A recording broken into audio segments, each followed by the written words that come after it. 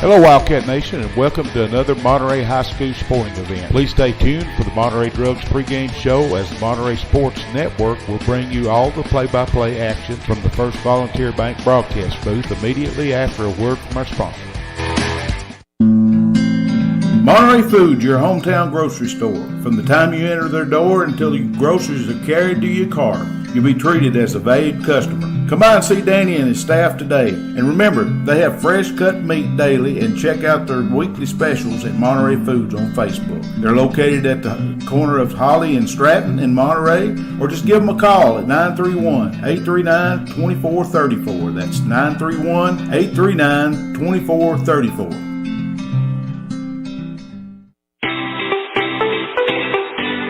Looking for honest, dependable, and experienced shop to have your vehicle repaired, check out A1 Auto Repair just outside of Monterey on Highway 70. Bill, Tim, and Kurt have the knowledge and experience to handle almost any auto repair need you may have. From wiper blades to major engine repair, they provide expert, reasonable solutions to keep your vehicles on the road. Go by there and see them today, or call them at 931-839-3013. That's 931-839-3013.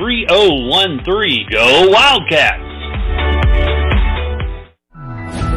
Live Well Medical Clinic and Spa, located in downtown Monterey, offers primary care and telemed services, same-day DOT physicals and sports physicals, weight loss programs, and various types of massage therapy, including pregnancy, sports, deep tissue, and relaxation. To book an appointment, visit them today on Facebook at Live Well and Spa, all one word, or call 931-839-6642. That's 931-839-6642. Larry Wiley is a proud supporter of Monterey High School and junior high school sports, as well as academics. Being the Monterey Farm Bureau agent, Larry serves Putnam, Overton, and Cumberland counties with auto, home, health, and life insurance. For a comprehensive insurance review appointment, you can call Larry at 931-584-0042. That's 931-584-0042.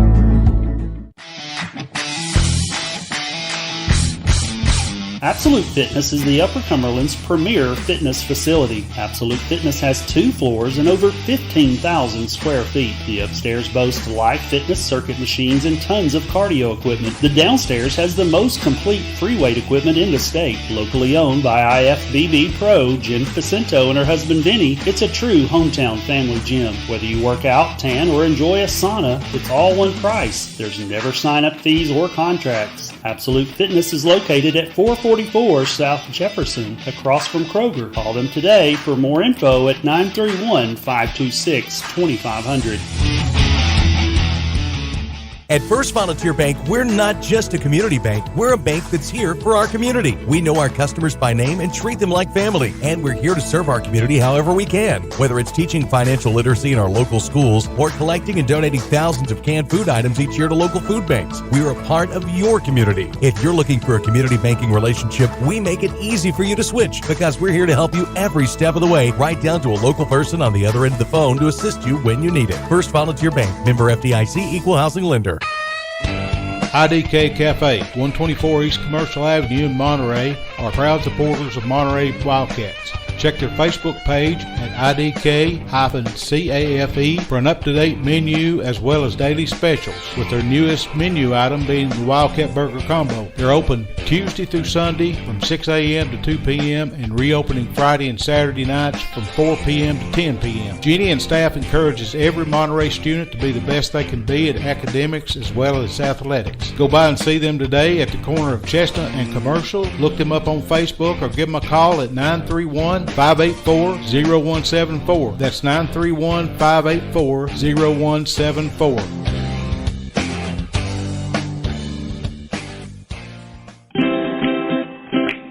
At Monterey Drugs, our focus is on you. You're not just a number, you're our neighbor. We'll get to know you so we can give you the best personal service you deserve. Monterey Drugs, your hometown pharmacy, is a proud sponsor of Wildcat Sports. Located on Elmore Street, right next to the dollar store. You can call them today at 931-839-6777. That's 931-839-6777. Monterey Drugs wishes the best for Monterey High School sports and academics. Has your vehicle developed any loud muffler noises? Have you noticed any exhaust fumes or rattles coming from your exhaust system? Tay's Muffler and Repair Shop can solve all your muffler and exhaust issues. Johnny has over 20 years experience, state-of-the-art equipment, and honest and reasonable service. He is located just outside Monterey at 12539 Monterey Highway, or give him a call at 931-544-8297. That's 931-544-8297. Tay's Muffler, proud supporters of Monterey High School sports. Neighbors helping neighbors, that's what the VEC Customers Share Fund accomplishes. Participating customers round up their monthly bill to the nearest dollar. The extra money goes into a shared fund that supports Monterey High School sports and academics, as well as other community projects throughout the VEC area, making Monterey and surrounding communities an even better place to live. Make your change count today and sign up for the VEC Customers Share Program. Sometimes the fastest way to sell your real estate is not necessarily the best way. But when the agents at United Country Holcomb Realty and Auction Incorporated in Cookeville handles your sale, the fastest is the best. United Country has a unique nationwide marketing system to offer your property to millions of potential buyers, and its experience assures you of professional service in every detail. So stop by and see one of our agents at United Country Holcomb Realty and Auction Incorporated today. All right, folks, welcome to this beautiful afternoon of baseball. We're broadcasting crews up here at the Mama Loop baseball field on the Monterey High School campus in Monterey, Tennessee. Our Wildcats is fixing to take on their district rivals, the Clay County Bulldogs. So we're sitting back for probably a good game of baseball tonight. Before we get too far into the pregame show, I'm Rick McNeil and got Mr. Wayne Brown sitting over here on the camera. So if there's something going on the camera, it's Mr. Wayne that's doing it, the beard. And we got Big T sitting down here with us too. So looks like I saw another member of the broadcasting crew floating through the crowd there a minute ago. Maybe he'll be up here in a minute. I started to say Jeff Elrod. He's in Clark Range. Ken Jones is going to be up here with us. Now I believe we're going to have a special guest tonight, Mr. Neil Markle. What about that, Wayne? Sorry about that, son. Yeah, depends on what your definition of special is how special Neil is. Yeah, well, that's kind of wanting to make a funny there. Anybody knows him knows that. Yes. If only Larry was here, Larry would have my back. There you go. Yeah, he's a good one. He's probably here later on. I think he maybe he's down to the golf course on Tuesday or something. Yeah. So we got a report already from Clark Range. The Lady Wildcats are over there playing another district game, back to back.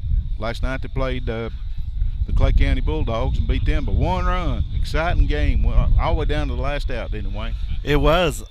Monterey being up by 5, we got a little soft, and those 2-out rallies, Clay County is making a fight. Like we talked about last night, Clay County is one of those teams. It doesn't matter what sport or what the score is, they're going to give you a fight to the end. Yeah, they're full of athletes. I mean, to be a small school down there like that, they've just got all kinds of athletes down there. But anyway, our Cats lead the Clark Range at the end of the first inning, 3-1. So I believe it was 10-2 up here. Yeah, it was. That. I believe the score was the last time they played. So welcome, Ken Jones. Can you hear me now? Climbed all them bleachers up here to the top. Yeah, buddy. Woo. I've been all over these things since earlier today. Are they ever gonna get us an elevator? that's in the next budget, I guess. That'd be something Mr. Buckner would Hey, have to answer. I'm proud I've finally earned a badge here. You did. It's been in the bag for I don't know how long. I keep on forgetting. Talking about our lanyard. Let's get on into the pregame show. But another thing before we get too deep into it, I want to give a shout out to all of our IDK players of the game up so far. And if you hadn't been following on Facebook, well, we'll get you up to speed. The first week we had it was Gracie Grandma Hastings, and Jordan Lowhorn, J-Lo. The second week it was Tyler Anderson and Brooklyn Goss. Third week we had the girls had Serenity Nolan for the softball girls, and Tucker Roadrunner Phillips for the baseball. And then we had week 4 we had co-players of the week, and that was Shay Harris and Gracie Hastings back there. She's a sophomore, Wayne? I believe Gracie. I believe that's what she is. I believe. And then of course our very own LT Nightmare Latarian Sullivan was player of the week 4. And then this last week was week 5. It was Miss Amber Riddle, and we kind of know the reason.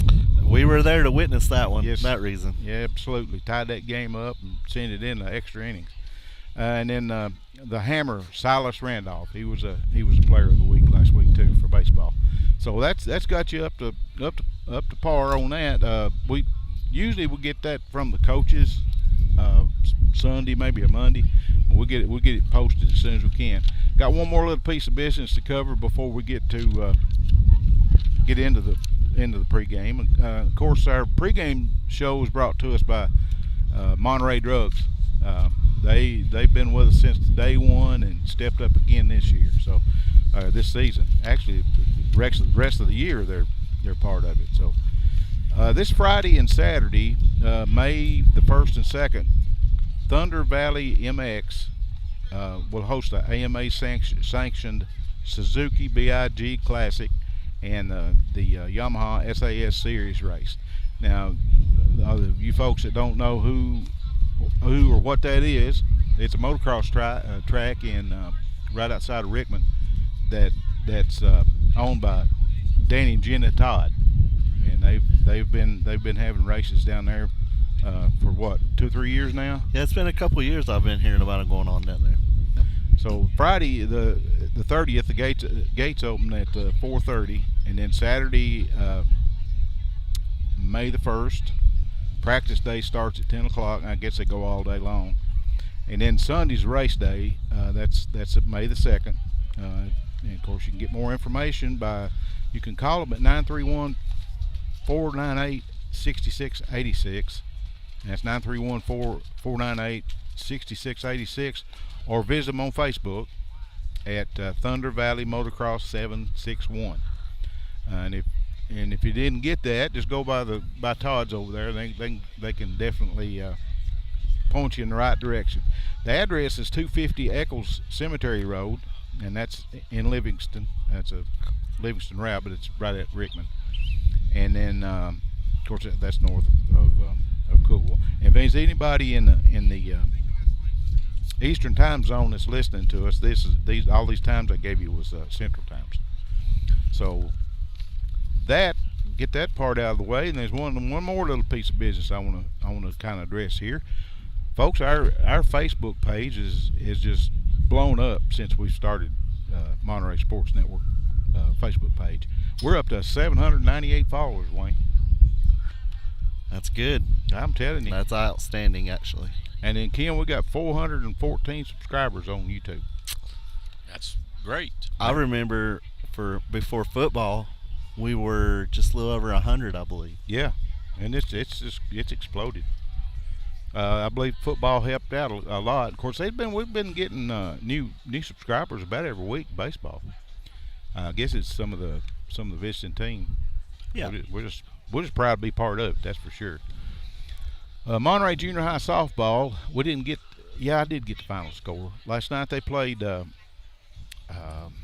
Avery Trace. Oh, was it, or Clay County? No, it's Avery Trace. Avery Trace, and let's see. Get here where I need to be.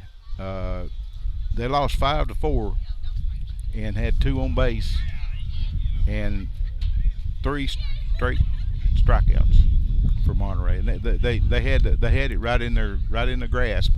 And Avery Trace is tough out. Avery Trace is a Cookeville High School stepping stone. Yeah. So they're always tough.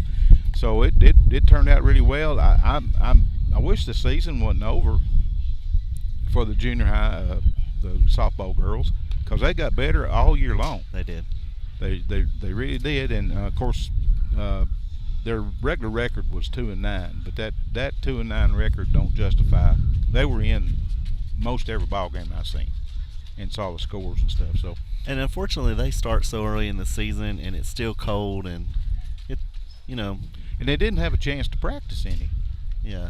Because of COVID, they couldn't get together and have scrimmages and, practice like they normally do. Looks like that they're going to have a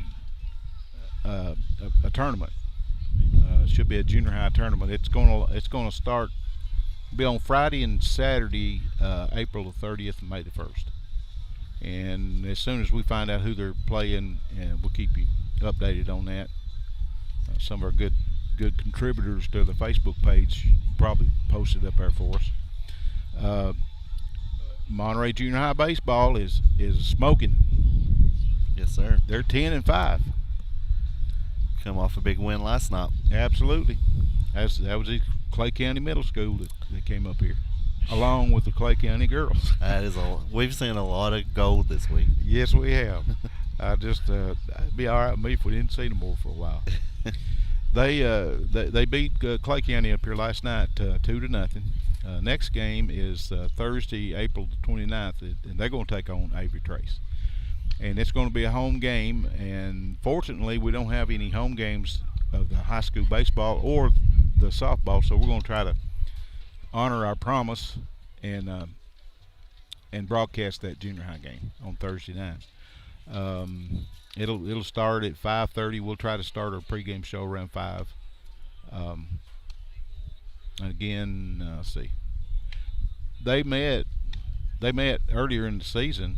It was Friday, April the 9th, and Avery Trace just barely won. They squeaked it out right in the last inning. I reckon it's 4-3. I heard about that game. It was pretty close, pretty top. 4-3, and they've impressed. They hadn't been blown out none this year. I mean, every game they played was sort of like a softball girls junior high. They played some good ball. That brings us up to Monterey softball. I hope everybody's been following on YouTube and catching the games, and the girls has really played. They played some good ball this year too. Played some hard teams, but and they were in most of them. There's one or two that got a little bit out of hand, but they all in all they've done really well. They're ranked number 32 in the state. They're number 3, and that nailed that last night when they beat Clay County. That locked down the third number 3 in District 618. They have a record of 11-12, and that's counting the Gordonville tournament they had earlier in the year about snow falling, I think, that day or something. We didn't go; it was too cold. Yeah. And they're 7-5 in District 618. Our Lady Cats are. They had a tough week last week. They went 1-4, and 3 of their losses were all district losses. And that hurt. District losses do hurt. Yeah, you can take a out of district loss. It is what it is, but the district counts. It sure does. Yeah, they can throw out the rest of them, throw out the rest of the games, because it's just really practice. The games, district games, is what means. Of course, all them kids want to win. It ain't that. It's not that. I'm not saying that, but the district games are important. They have, counting tonight now, the Lady Cats have 2 more district games left, and that's with Clark Range tonight and then Pickett County Friday. Friday, I believe. No, I tell you what, that's Thursday. And then Friday they come back home and they play Van Buren County. So I'm sure y'all can hear that tornado in the background. Yeah. That wind's whipping around up here. And it's blowing back into the plate. And good thing, though, we're out here in shorts and T-shirt, and it's 80 degrees finally. That's you know, at the end of baseball and softball season when, it gets comfortable. But, yeah, like you said, it's probably blowing, 10, 15? It's flag straight out over there. So we'll be broadcasting that game on Friday night for the Lady Cats. It's a senior night. We got one senior, and that's Maddie Montgomery. And she's going to be honored during that game. So it's going to be a short senior yes, yeah. celebration. The possession is not going to be very, very long at all. Folks, we're going to shut down right quick and have the national anthem. Looks like Monterey's already out on the third base line, and looks like Clay County's coming out on the first base side. So we'll get off the air right quick and view that, and we'll be right back on.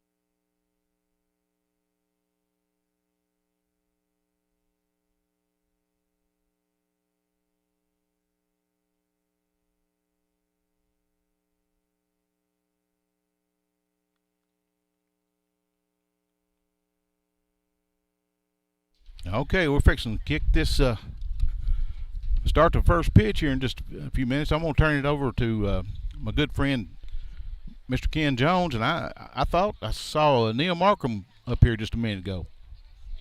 You didn't hog time or make him stay up here? I said he's better late than never is what he said to me. We used to that, ain't we? Yes. Anyway, I noticed something today, just a few seconds ago. The concession stand's open. Oh yeah. It usually is on baseball nights. Oh, okay. I thought COVID shut it down for a little while. It did during basketball season. And all they could have was wrapped items. They couldn't do popcorn or nothing like that. So anyway, folks, come on out. The food's here. It's warm, breezy, but it's warm. Got one more item I want to cover before we get into the game. And folks, we apologize for that wind noise. There ain't a whole lot we can do about it right now. Bringing it up to this game here tonight, the Wildcats and the Clay County Bulldogs, because anybody that knows anything about the program knows that's a rivalry and has been for a long time. Coming into the game, our Wildcats are ranked 13th in the state, and they're tied right now for number one with the Gordonsville Tigers. But we've got the tiebreaker, so it should be, if the district season was over, we'd be number one in District 6-1A. The boys are 12-5, and I'm going to turn it over to Ken. Looks like we're fixing to bat up there, Ken. Looks like we're going to play ball. Alec Kerr up to bat for the Clay County Bulldogs. Starting pitcher for the Wildcats, Evan Robinson. I noticed Jordan's catching, so it looks like they just switched places is what they did. Evan's done pretty well on the mound. And the first pitch, curveball, outside. Makes it 1-0. Beginning of the game between Clay County and Monterey. It's top of the first. First batter for the Bulldogs is Kerr. He's left-handed, and here comes the pitch from Robinson. Curveball inside, a grounder to the first baseman. He grabs the ball, runs over to the bag, and tags the bag. He's out. One down. Finish up the starters for Monterey. The third baseman is Silas Randolph. Shortstop Riley France. Like the country, France. Brandon Dillon is the second baseman, and L.T. Sullivan is the first baseman. And here comes the pitch to the second batter, Bowles. It's strike right down the middle. Robinson, that was a great pitch. Time called by the coach. First baseman L.T. is going to switch to a different first baseman's Well, we've mitt. got just a minute, Ken. Let's welcome Mr. Neil Markham. Got up here on his microphone. Well, thank you. I appreciate that. You're a special guest. Special guest. I don't know about that. Where's Mr. Jones at tonight? Other than this one right here, where's? He's. I think he works on the golf course on Tuesdays. I got you. And Okay. 0-1 pitch to Bowles. Low. Little low, makes it 1-1. Looks like Tucker Phillips is in center field. Left fielder is Tyler Anderson. And the Low right outside. fielder is I can't see. I think it's Pinto, but I'm not sure. Anyway, Isaiah Bean. the count is 2-1. Well, listen, I'm excited about being here. I've missed a lot of games here lately, so getting into baseball season, you guys have been doing it like nobody's business. I've been listening to you. I just hadn't been able to talk back. Some people get me in trouble when I chime in. I'm not going to say who that is. Yeah, that's all right. Ball outside makes it 3-1. Here comes the 3-1 pitch. Foul tip out of the catcher's mitt. Runs the count full. There's one out here in the top of the first. Clay County's first at bat. The second batter is Bowles. He looks like he's the second baseman. So anyway, Colby Bowles up to bat. The 3-2 pitch to Bowles from Evan Robinson. Curveball hit straight up. Get your glove, Rick. It's over us. Yeah, it's right there. I thought about bringing my glove today. Thank God for the wind. Blowed that down. It's going to center me I right see in the head. Melissa's moving. Yeah, she was running out of there just then. That's pretty funny. Anyway, foul ball keeps the count at 3-2 to Bowles. So looks like he got a good swing at that one, just a little bit behind it. And here comes the full count pitch again. It's right down the middle. He hits it grounder to the shortstop. Comes up France throwing. and throws it to LT and makes the second out of the inning. He was deep in the hole over there and had an arm on that one. That looked good. That was a great play. Anyway, makes it 2 down here in the top of the first for Clay County. The third batter looks like Lou Garrett. I thought you were going to say Lou Gehrig. I thought was the like, same uh-oh, thing. look I was out like, now. ooh. Uh-oh. Did I say his last name right? I don't know. I don't have a copy of it. I bet you did. It's Garrett. Okay. Almost Lou Gehrig. Yeah. Anyway, Lou Garrett. the pitch to Garrett. Curveball on the inside. A little too far inside. Looks wasn't it? like Evan is starting off every batter with a curveball. I believe Mr. Garrett plays catcher. I seen him warming up the pitcher in the bullpen before the game.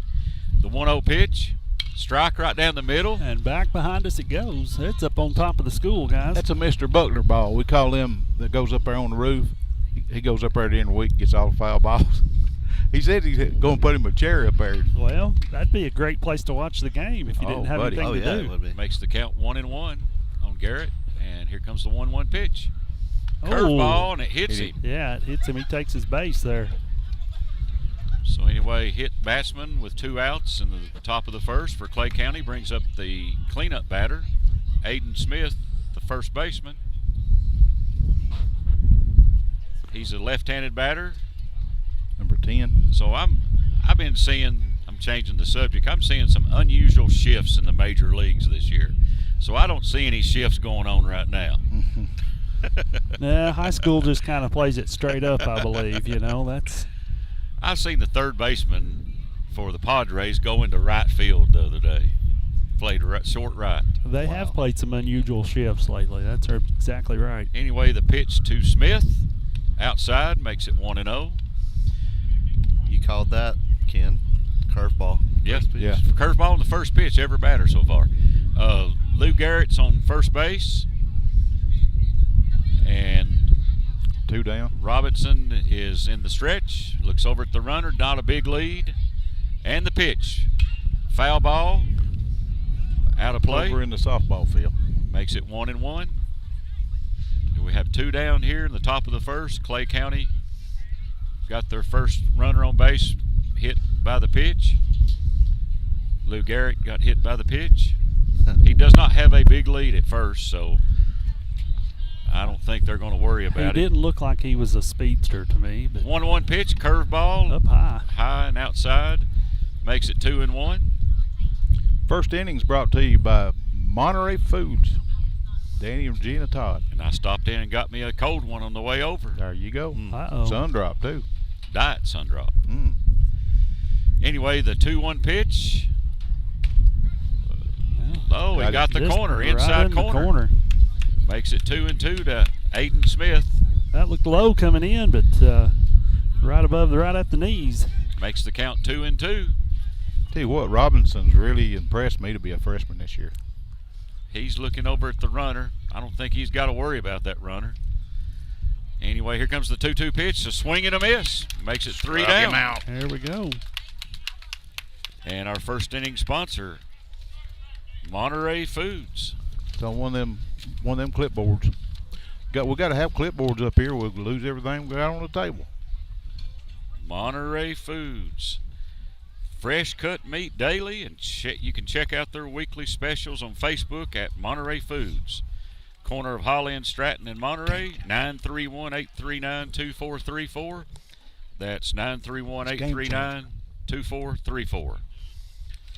I just went by there on the way over to the game and went over to the bread aisle, and all I could smell was fresh bread, and today is Tuesday at 5 p.m. I was in there, and I could smell fresh bread all over that first aisle over there. So they have fresh loaf bread on Tuesday afternoon. I do believe Tuesday's a big stocking day over there. Yeah. Absolutely. Anyway, Wildcats are coming up to bat. Looks like Tyler Anderson is leadoff. The pitcher for Clay County is Ethan Spears. Ethan Spears looked like he had some pretty good stuff. Now, I'm just curious. I'm going to throw this in here. How many people in that Clay County Bulldog team played for the state champion Clay County Bulldog basketball team? Alec Kerr played, didn't he? I know that for a fact. So we have some state champions that are here today on the field. I would expect their pitching to be pretty good here for Clay County. They got some good athletes. Their coach, Jordan Raines, played at Jackson County, and he was a pitcher. Okay. So I would expect this to be, a pretty good little duel off the mound for them tonight. Funny thing about it is when Jordan played high school baseball, Coach Williams over here played baseball at the same time, so we were always watching them. And they had a competition with each other who could get hit the most. So Jordan was always hitting Coach Williams over here all the time. So I think every year, usually just the very first pitch, he'd drill him right in the side. He'd bean him. Yeah. He'd take his base. And quick report from Clark Range. The Cats is up 11-1, bottom of third. Hey. Get it, anyway, Cats. Looks like Spears is the pitcher and Garrett is the catcher, Lou Garrett. And Tyler Anderson, the first batter up for the Wildcats here in the bottom of the first. And here comes the pitch from Spears. And it's a strike right down the middle. It's a good pitch. Makes it 0-1. Catcher's setting up low. Did you see that? Mm-hmm. Yeah, he had one leg plumb down on the ground. One leg stretched straight out. Looks like the signal's coming in from the dugout. So Lou Garrett looks over for the coach's signal, and here comes the pitch from Spears. Curveball, Up high. Up high. Inside and high. Makes it 1-1 to Tyler Anderson, leadoff batter for the Monterey Wildcats. Tucker Phillips is on deck. Spears looking in for the signal and the wind and the pitch. Ball outside makes it 2-1. Need to get some runs here for the Wildcats right off the bat. That'd be a good start. The record for the Clay County Bulldogs is 8-9 overall, 7-4 in the district. And the pitch from Spears. Swing and a drive out to right field. It's over the right fielder's head. Is it fair? It's a foul ball. Foul ball. It looked like it was going to land out there. Must have landed about 5 inches away from the chalk out there. That wind got a hold of that one. Runs the count to 2-2. Great solid hit by Tyler. Maybe that'll swing that outfielder over there close to the line, leave a big gap. Between center and right? Oh, yeah. And Tyler he's got a good stick, that's for sure. And the 2-2 pitch from Spears. Curveball outside, runs the count full to Tyler Anderson. So the wind's blowing, it's a swirling wind today, isn't it? It definitely is. So if you hit the ball up in the air, the outfielder's probably going to have to run after it a little bit. Well, have to adjust for sure. Here comes the pitch from Spears, full count. It's a curveball, and it catches the corner and strikes him out. And some of the crowd doesn't like the call. Makes it 1 out here for the Wildcats in the bottom of the first. Tucker Phillips, the center fielder, up to bat. Tucker's got a .342 batting average, and on base percentage is 526. So he gets on base half the time. Yeah. Slugging percentage .579. So he's good with the stick. Thank you, statistician. That's great.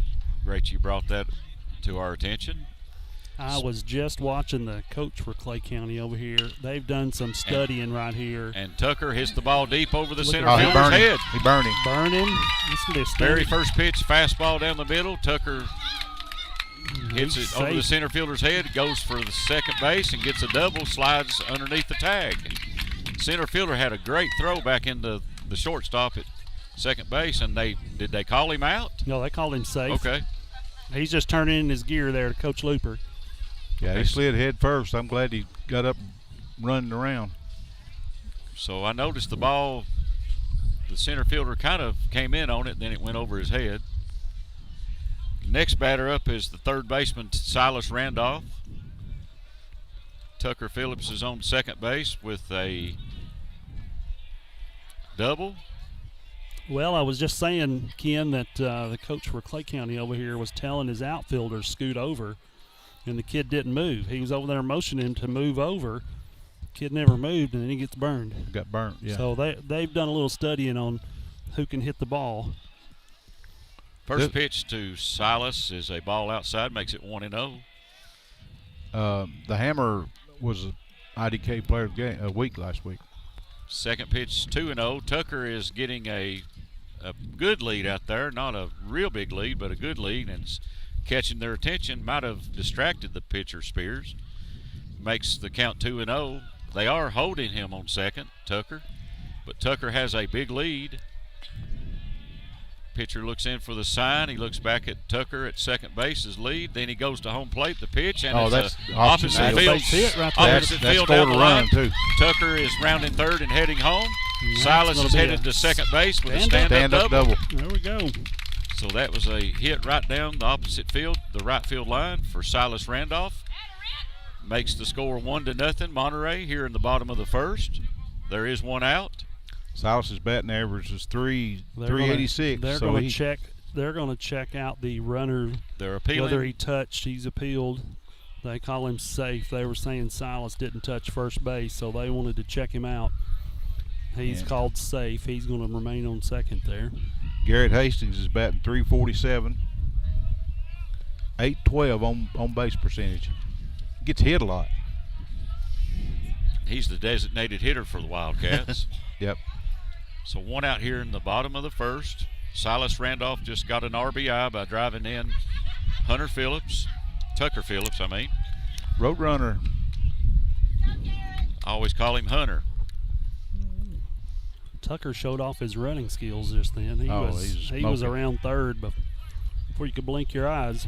Anyway, little lead for Silas on second base, and the pitcher comes in to the plate.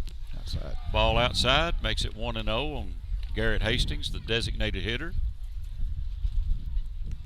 So Silas is making them look out there, but he's not got too big a lead. Shortstop's playing in behind him. Yeah, they're just trying to hold him close. Garrett's got 8 RBIs on the season. And the pitch to Garrett is ball low, makes Strike. it. Oh, he called it a strike? He did call it a strike. 1-1.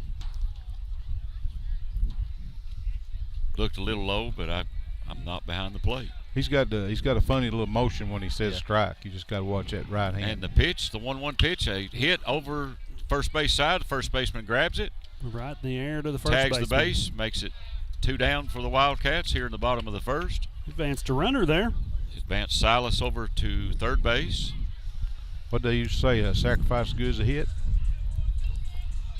Well, not if you have 2 outs at the time. That's never Oh, any no, good. not 2 outs, but I mean, it won't be a sacrifice then. It'd be a put out. It'd be a put out. LT Sullivan up to bat for the Wildcats with Silas on third base. The score 1-0. Monterey leads Clay County here in the bottom of the first. So a hit will bring in another run.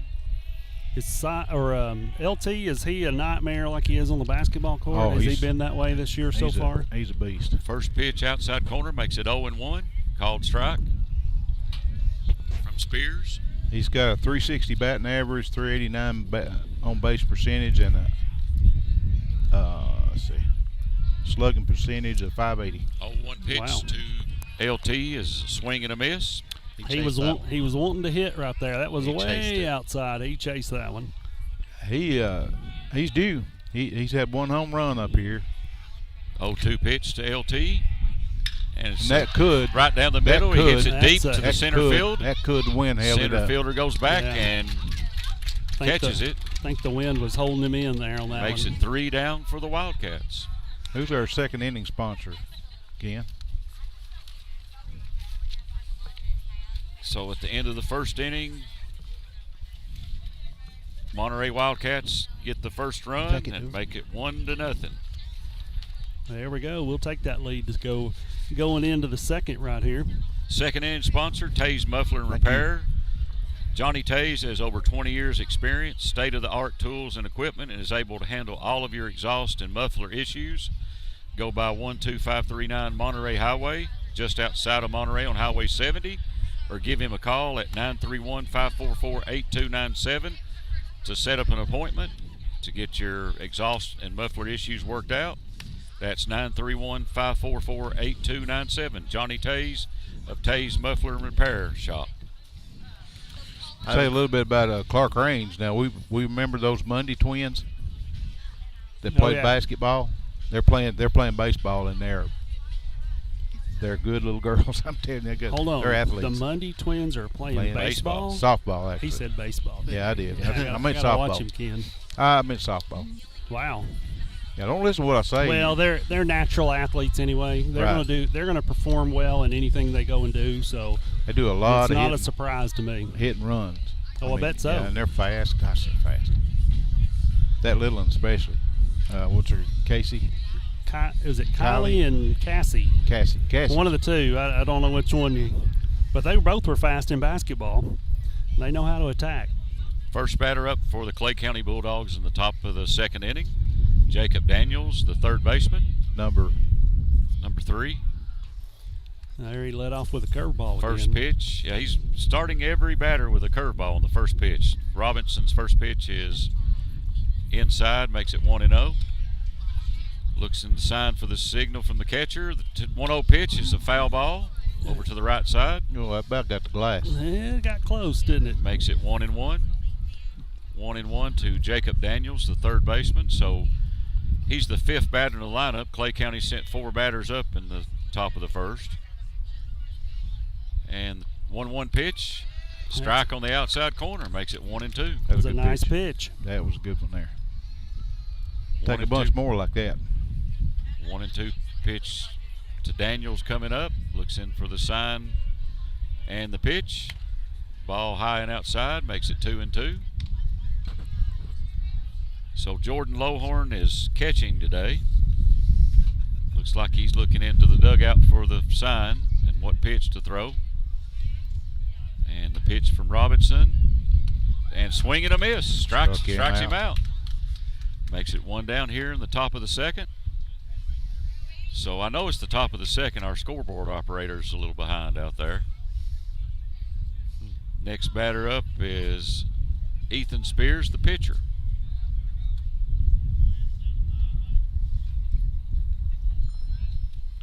Anyway, Robinson with the sign in the pitch. Curveball. That's right. Outside corner. Wow. Makes it 0-1. We'll take it. So he started off every batter with a curveball. So if you were on the Clay County side, what would you do when you came up to bat? If we can see it. The 0-1 pitch with another curveball and an inside corner. He's pacing them corners. 0-2. Finding his range. Looks like he's hitting the black part of the plate, too. So we have an umpire that's calling the corners today. The 0-2 pitch, fastball down and low, makes it 1-2. Evans, like I said, he's impressed me to be a freshman. Those 0-2 pitches, you can just throw anything you want to at that point in time and throw them all kinds of junk, make them swing at it. The 0-1-2 pitch, and he swung and missed. Oh, he handcuffed him. High and inside, man. And he swung at it. Yeah. Makes it 2 down for the Bulldogs here in the top of the second. It's 3 strikeouts for Evan in this top of the second inning. And the next batter for the Bulldogs is the shortstop, Eli Cherry, number 24. He's the 7th batter in their lineup. Robinson looks in for the sign from Lowhorn and the pitch. Ball low. That was pretty close, but he called it low. Makes the count 1-0 on Cherry. Anyway, Monterey is leading the game already. They got the first run in the bottom of the first on a great hit by Silas Randolph down the right field line. The score is 1-0. It was back-to-back doubles, wasn't it? I believe so. Tucker Phillips hit one. Yep. And Silas got one, hammered one. So second pitch was high, makes it 2-0 on Cherry. 2-0 pitch. Did you see the movement on the second pitch just then, Ken? Strike down the. I did. Golly. He's got some movement on it. It'd be hard to hang on there if you're going to bat. He may be throwing a 2-seamer already. He might be. And the 2-1 pitch from Robinson. Oh, inside to the feet. You're going to take a base there. I believe it bounced up there, but he got hit, so the umpire is signaling him to go to first base. So we have our second hit batter from Robinson, but he is throwing some good stuff today. Well, let's hope that trend doesn't continue for him. It's the only way they're getting on base is to get hit. So next batter for the Wildcats is Sawyer Kerr, the right fielder. He's a left-hander.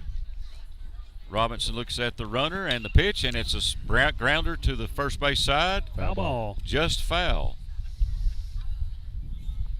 Anyway, the runner has to go back to first. He got around on that one, too. So be a left-handy. Sawyer Kerr is left-handed. He hit a grounder to the first base side, just foul. Makes the count 0-1. And Robinson looks at Cherry, who is the runner on first, and he delivers the pitch. It's a curveball inside. That had some movement on it. He is confident in his curveball, it looks like. So it's 1-1. If he's a 9th grader throwing a curveball already. Yeah. That's what I'm saying. He's impressive. Anyway, 1-1 count on the batter from Salina, and it's a foul ball out of play, makes it 1-2. Over in the softball field. So, is it okay to call them the Salina Bulldogs or the Clay County Bulldogs? I called them Salina all year during basketball, did that deal? We did. We Yeah. call them Salina. I think they are the Clay County Bulldogs. Yeah, they are. As long as I don't call them Salina, I guess I'm okay. That's right. The 1-2 pitch, and it's a grounder on the first base Right to side. first baseman. LT grabs it, runs over it. to the bag, and makes it 3 down for the Bulldogs. No runs scored, and we had a hit batter that inning. Middle of the second inning, the Wildcats still lead the Clay County Bulldogs 1-0. And our second inning sponsor is Taze Muffler and Repair Shop. Johnny has over 20 years experience, state-of-the-art tools and equipment. He's able to handle all of your exhaust and muffler issues. Go by 12539 Monterey Highway, just outside Monterey on Highway 70 North, or give him a call at 931-544-8297. That's 931-544-8297. Johnny Taze, Taze Muffler and Repair Shop. Third inning sponsor is Absolute Fitness. Owners Vinny and International Federation of Bodybuilders. Well, it's still the second inning. Still the second. Bottom of the second. But that's not a bad sponsor to read off there. I talked to Rick about that today. I said, Rick, I'm getting ahead of myself a lot. It happens, It's all right. Anyway, bottom of the second inning. They're not going to fire you. You realize that. Yeah. He fits right in just like a finger in the glove. Yeah, you're here, so you can't go anywhere. Bottom of the second inning, the first batter for the Monterey Wildcats is the catcher, Jordan Lowhorn. Got an update from Clark Range. It is 12-3, end of the fourth. Lady Cats still leading. Well, listen, I've been missing MIA for a while, and we've been playing lacrosse. So yeah, it's what. And a lot of lacrosse. I'm talking 4 games a week. You're going to Nashville, Knoxville, back and forth across the state. I mean, it's been crazy. But wow. Let me tell you, we've got a couple of Monterey girls that can play that game. And if you've never watched it, it's unbelievable what they can do with something smaller than a tennis racket. They're running around and holding the ball in. Wow. It's fun to watch. And once you learn a little more about it, which has taken us quite some time to learn about it, it's becoming even more fun to watch. So I've seen some clips and stuff maybe on ESPN of it. I never have watched a full game though. Well, the boys team down in Cookville's #1 in the state, and the girls are not that far behind #1. Wow.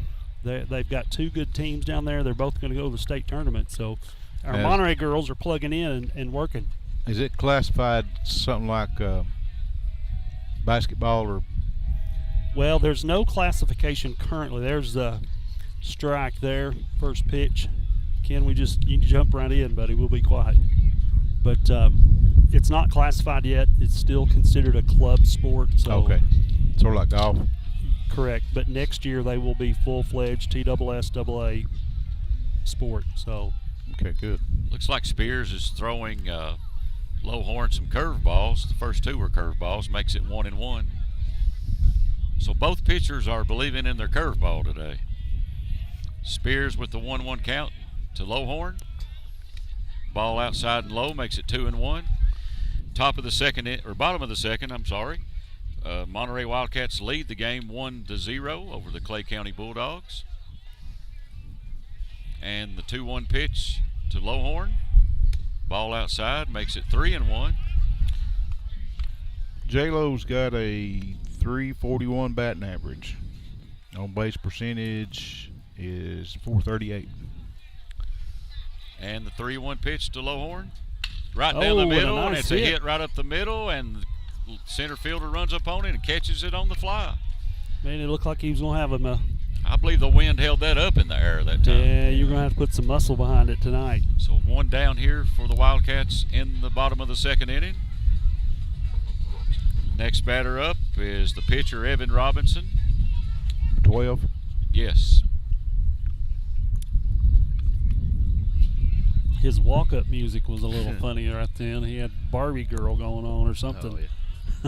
That's classic. Anyway, the pitch from Spears, close, but just a tad outside, makes it 1-0. He's been hit a lot this year, hasn't he, Wayne? Yes, he has. He gets right up on the plate. Yeah, crowds it. 1 down here in the bottom of the second, and the 1-0 pitch. Swing and a miss. It just about hit him that time. Yeah, Coach Williams over there used to hug the plate quite a bit. He'd get hit. I think his record was like 26 in 1 year. He got hit 26 times. I'm like, bruises all over the left side of his body. He was a catcher, so he didn't care about bruises. But 1-1 count, pitch, oh, foul ball, sharp foul into the parking lot. That makes made it the parking 1-2. 1-2 to Evan Robinson. Good swing on that one, just a little late. So Evan don't have a real good batting average, but he's got like a 600 on base percentage because he gets hit every time. Makes the count 1-2 with one out here in the bottom of the second. 1-2 pitch. A hit right up back the middle. To the pitcher. That's A grounder perfect. right up the middle. A single for Evan Robinson. Just Pitcher about did- hit the pitcher in the Yeah, head. he didn't have any time to react just then. He had to duck out of the way. Guess who's coming to the plate? So we got a pinch runner for Evan Robinson. That looks like downtown Caden Jones, number 5. Another speedster. I'm going to say he's probably going to try to take a base as quick as he can. Yeah, he'll. Or you trip to the mound. Trip to the mound sponsor today. A1 Auto Repair. A1 Auto Repair, expert auto repair, everything from battery exchanges to complicated engine repair. Located at 12636 Monterey Highway 70 North, or give them a call at 931-839-3013. A1 Auto Repair, that's 931-839-3013, your trip to the mound sponsor. Let's see if they set Caden up here for a catastrophe. Wonder if the coach went out there and talked to him and said, all right, first pitch, look for him to run, or a second pitch, look for him to run, and throw it just a little outside so the batter doesn't swing, and let's see if we can get him out at second. They're wondering if that sounds like a Coach Raines call over there. He was, like I said, a former pitcher earlier. So Brandon Dillon up to bat for the Wildcats here in the Stretch. bottom of the second. Mr. Stretch. I'm Stretch thinking the Dillon. coach went out there to talk to the pitcher about the runner on first. First pitch is a curveball, hit a Oh. dribbler down the third base line, Foul. and it rolls foul. So Caden Jones is the runner on first. He is running for the pitcher, Evan Robinson. Brandon has done really well from the plate. He's got 3 doubles, 2 triples, 5 RBIs. He's got the strut. He does. I mean, he just. Just jogging. I wouldn't want to be the other team. Not playing him. Makes the He count gets under your 0-1. skin in a hurry. We've seen a little bit of him on the court. So. Yeah. Not a big lead by Jones on first base. I don't think so. No. Anyway, the pitcher looks over there, throws it over to first base, and the tag is late. You're not going to get him at that close. No. You're not going to catch him that close. He's going to have to be a lot further off if you're going to plan on getting him. Nobody's going to cover second over there. I don't know. He may gets a big decide to lead. run. He might just take off. We might Second have a hit. baseman's not doing anything. Shortstop's creeping in a little close, but let's see what Shortstop's paying happens. attention to him, Yeah. too. Anyway, the look over by the pitcher, goes. and he's going. Gone, and it was a ball outside. They try to throw and get him out. He's safe. He's In there. on the bag.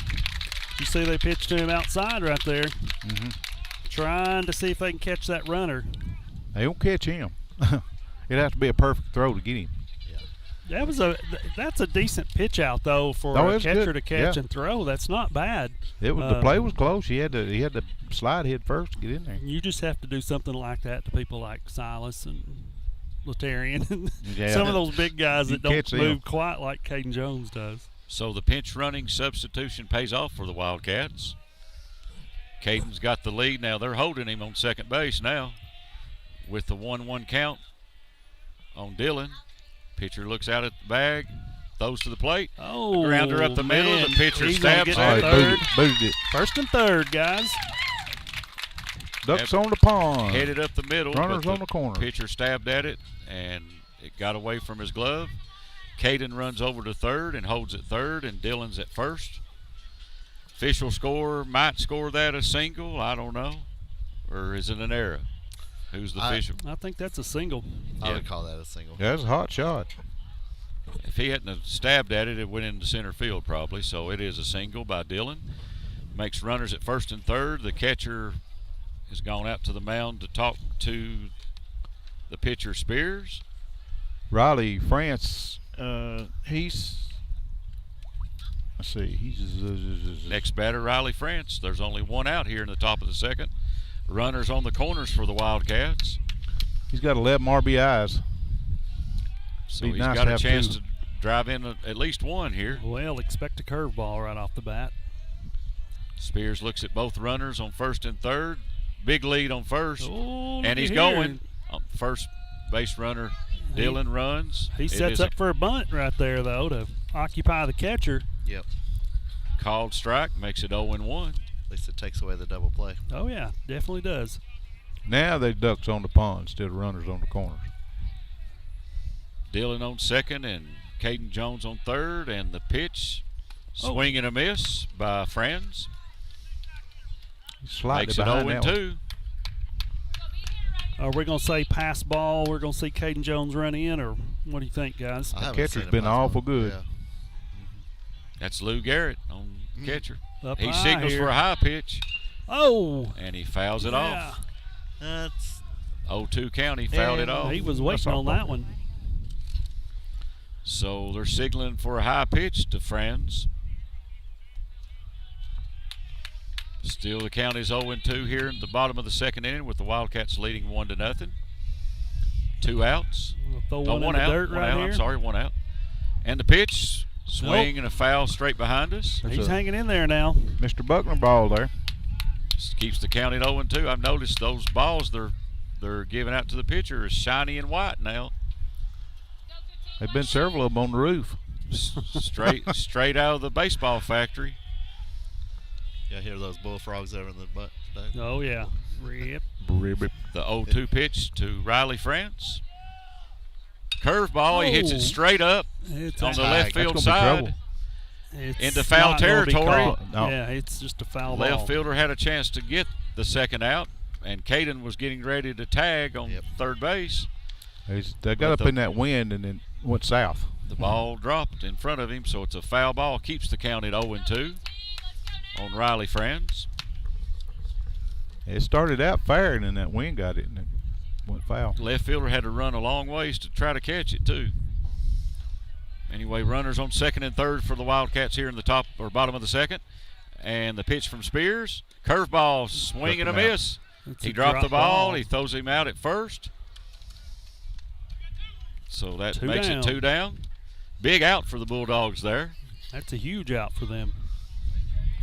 And now we have 2 down for the Wildcats. And Tyler Anderson. Tyler Anderson, the shortstop. Is he your leadoff batter, guys? Yep. On base percentage of .554. He's hit 2 home runs, had 11 RBIs. So a hit Hit here score will some bring runs. in 2 runs, hopefully. Here in the pitch from Spears. Swing and a miss. It was outside, and he still swung at it. He's anxious. He chased that and And you know it's coming. He's thrown a leadoff curveball to everybody. So, and he's thrown a couple. We'll see if he follows it again here. Signal in from the dugout to Lou Garrett, and the pitch from Spears. Another curveball. Makes it a strike again. He floated one in there just then. 0-2. So we got to protect the plate here. Make sure we get a hold of the ball now. Anything close, you got to hit it. You saying high in the eyes or in the dirt? Which one you going with, Ken? I'm going to go inside here and cream it down the third base side. And he swings and hits it straight up in the air. Up. It's going to be The in first play. baseman has a play on it, and he makes the catch right in front of the Clay County dugout for the third out. Leaves 2 runners on base for the Wildcats. So at the end of 2 innings, the Wildcats still have the slim lead 1-0 over the Clay County Bulldogs, and it brings us to our third inning sponsor. Finish up what I was saying a while ago. Absolute Fitness owners Vinny and International Federation of Bodybuilders Jen Facento. They offer 2 floors and over 15,000 square feet of space. They are equipped with life fitness circuit and cardio equipment. They offer the most complete free weight equipment in the state. Go by and visit today on South Jefferson Avenue across from Kroger's in Cookeville, or give them a call at 931-526-2500. That's 931-526-2500. Absolute Fitness, our third inning sponsor for the Monterey Wildcats today. So anyway, Monterey had a great chance to score a couple of runs there, and they struck out and fouled one out. But anyway, they still have the lead. So we've got to play defense here, the Wildcats do. Keep the lead. I'm thinking that the pitcher's throwing curveballs because the wind's blowing today. That's what I'm thinking. Make the ball dance across the plate, or Is that what's going on? Anyway, Silas gives Evan a fist pump, and we're ready to start the top of the third. The first batter up for the Clay County Bulldogs. Looks like it's the pitcher. No, it's not the pitcher. And the pitch, strike right down the middle. Didn't start off with a curveball that time.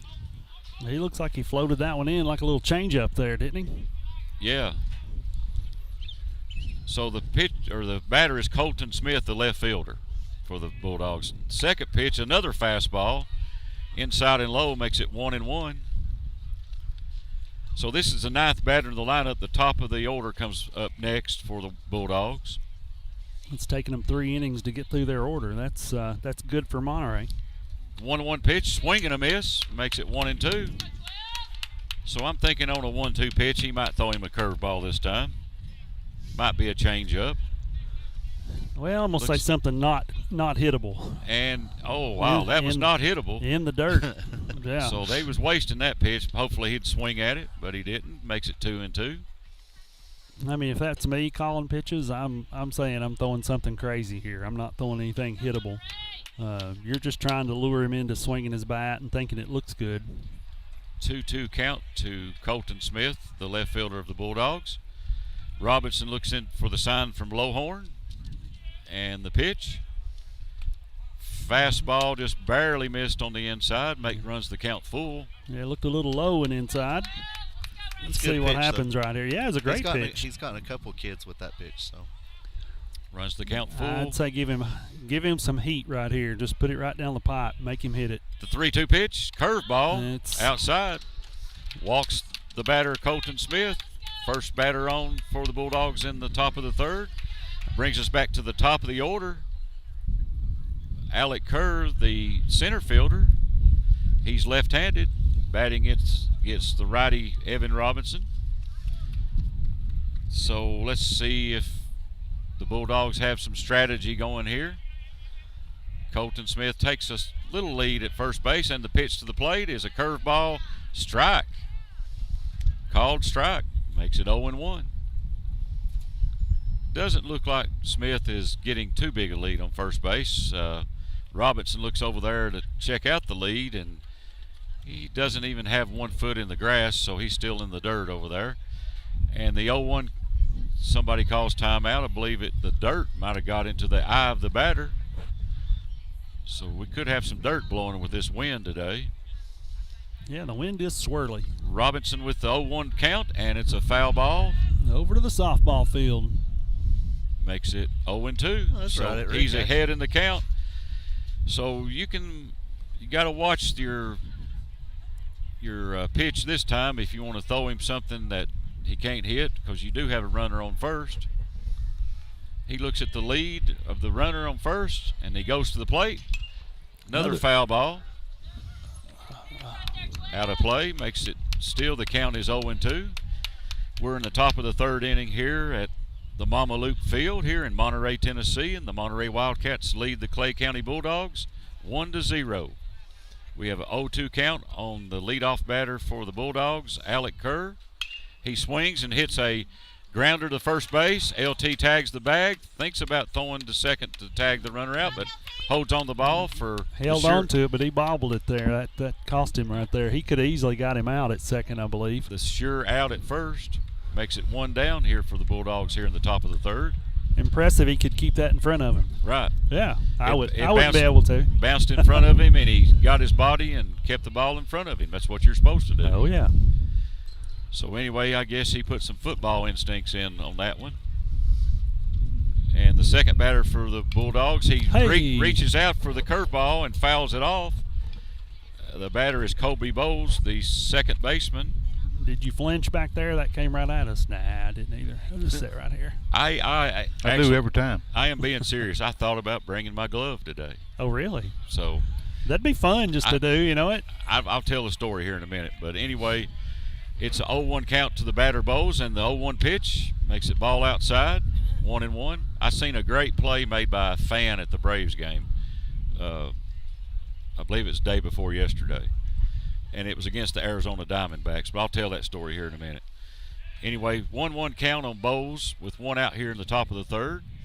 And the pitch from Robinson, curveball. Oh, that was nice. Curveball. The umpire called it a ball. Makes it 2-1. That looked pretty nice.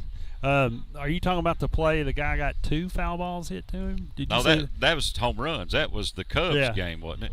No, there was the Diamondbacks playing the Braves at Atlanta. I'll tell it here in a minute. Oh, another foul ball. 2-1 pitch, foul straight back by Bowles. You would almost had a chance to catch that one. You realize that. Need to bring our glove. That's exactly right. We got to protect our producer over here. Well, I don't know. He's got by all means. I don't even know where my glove is anymore. Last time 2-2 count. And it's a swing. Another foul ball right over our heads. So is that a Buckner ball? The Buckner ball, yeah. So the umpire is running out of balls Yeah. to play the game with, and he's looking at the dugout. You got to find me some more. Yeah. So anyway, count still 2-2 with a runner on second for the Bulldogs. The 2-2 pitch, curveball, swing and a miss. Nice curveball. There's a big lead out there at second after he swung and missed. Could have thrown him out there, but Colton Smith has taken a lead out there at second. Makes it 2 down here in the top of the third for the Clay County Bulldogs, and the next batter up is the third batter, Lou Garrett, the catcher. He's going to be easy for me to remember just because of the Lou Gehrig comparison. Anyway, Robinson looks out at the runner on second. He's a thick kid. I bet he gets a hold of the baseball. And the pitch just outside. Little cutter that he just threw, it looked like. Lowhorn wanted it. He moved his glove over just like they always do, making the umpire think it's behind Trying the to strike zone. Frame a pitch. The 1-0 pitch to Lou Garrett. Curveball hits him in the shoulder.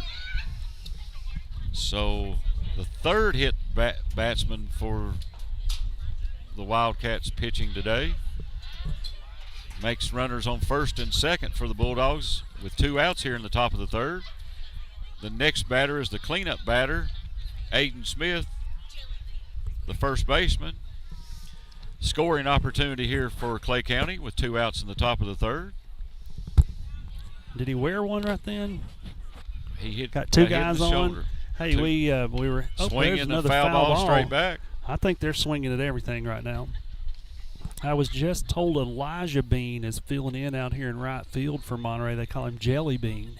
Oh, is it Jelly Bean? Yeah, Jelly Bean. His brother is Pinto Bean. Yeah, his brother's Pinto, but I think Pinto's not feeling good. I think he might not be here right now. So this must be a parent. A parent was telling me down here. Yep.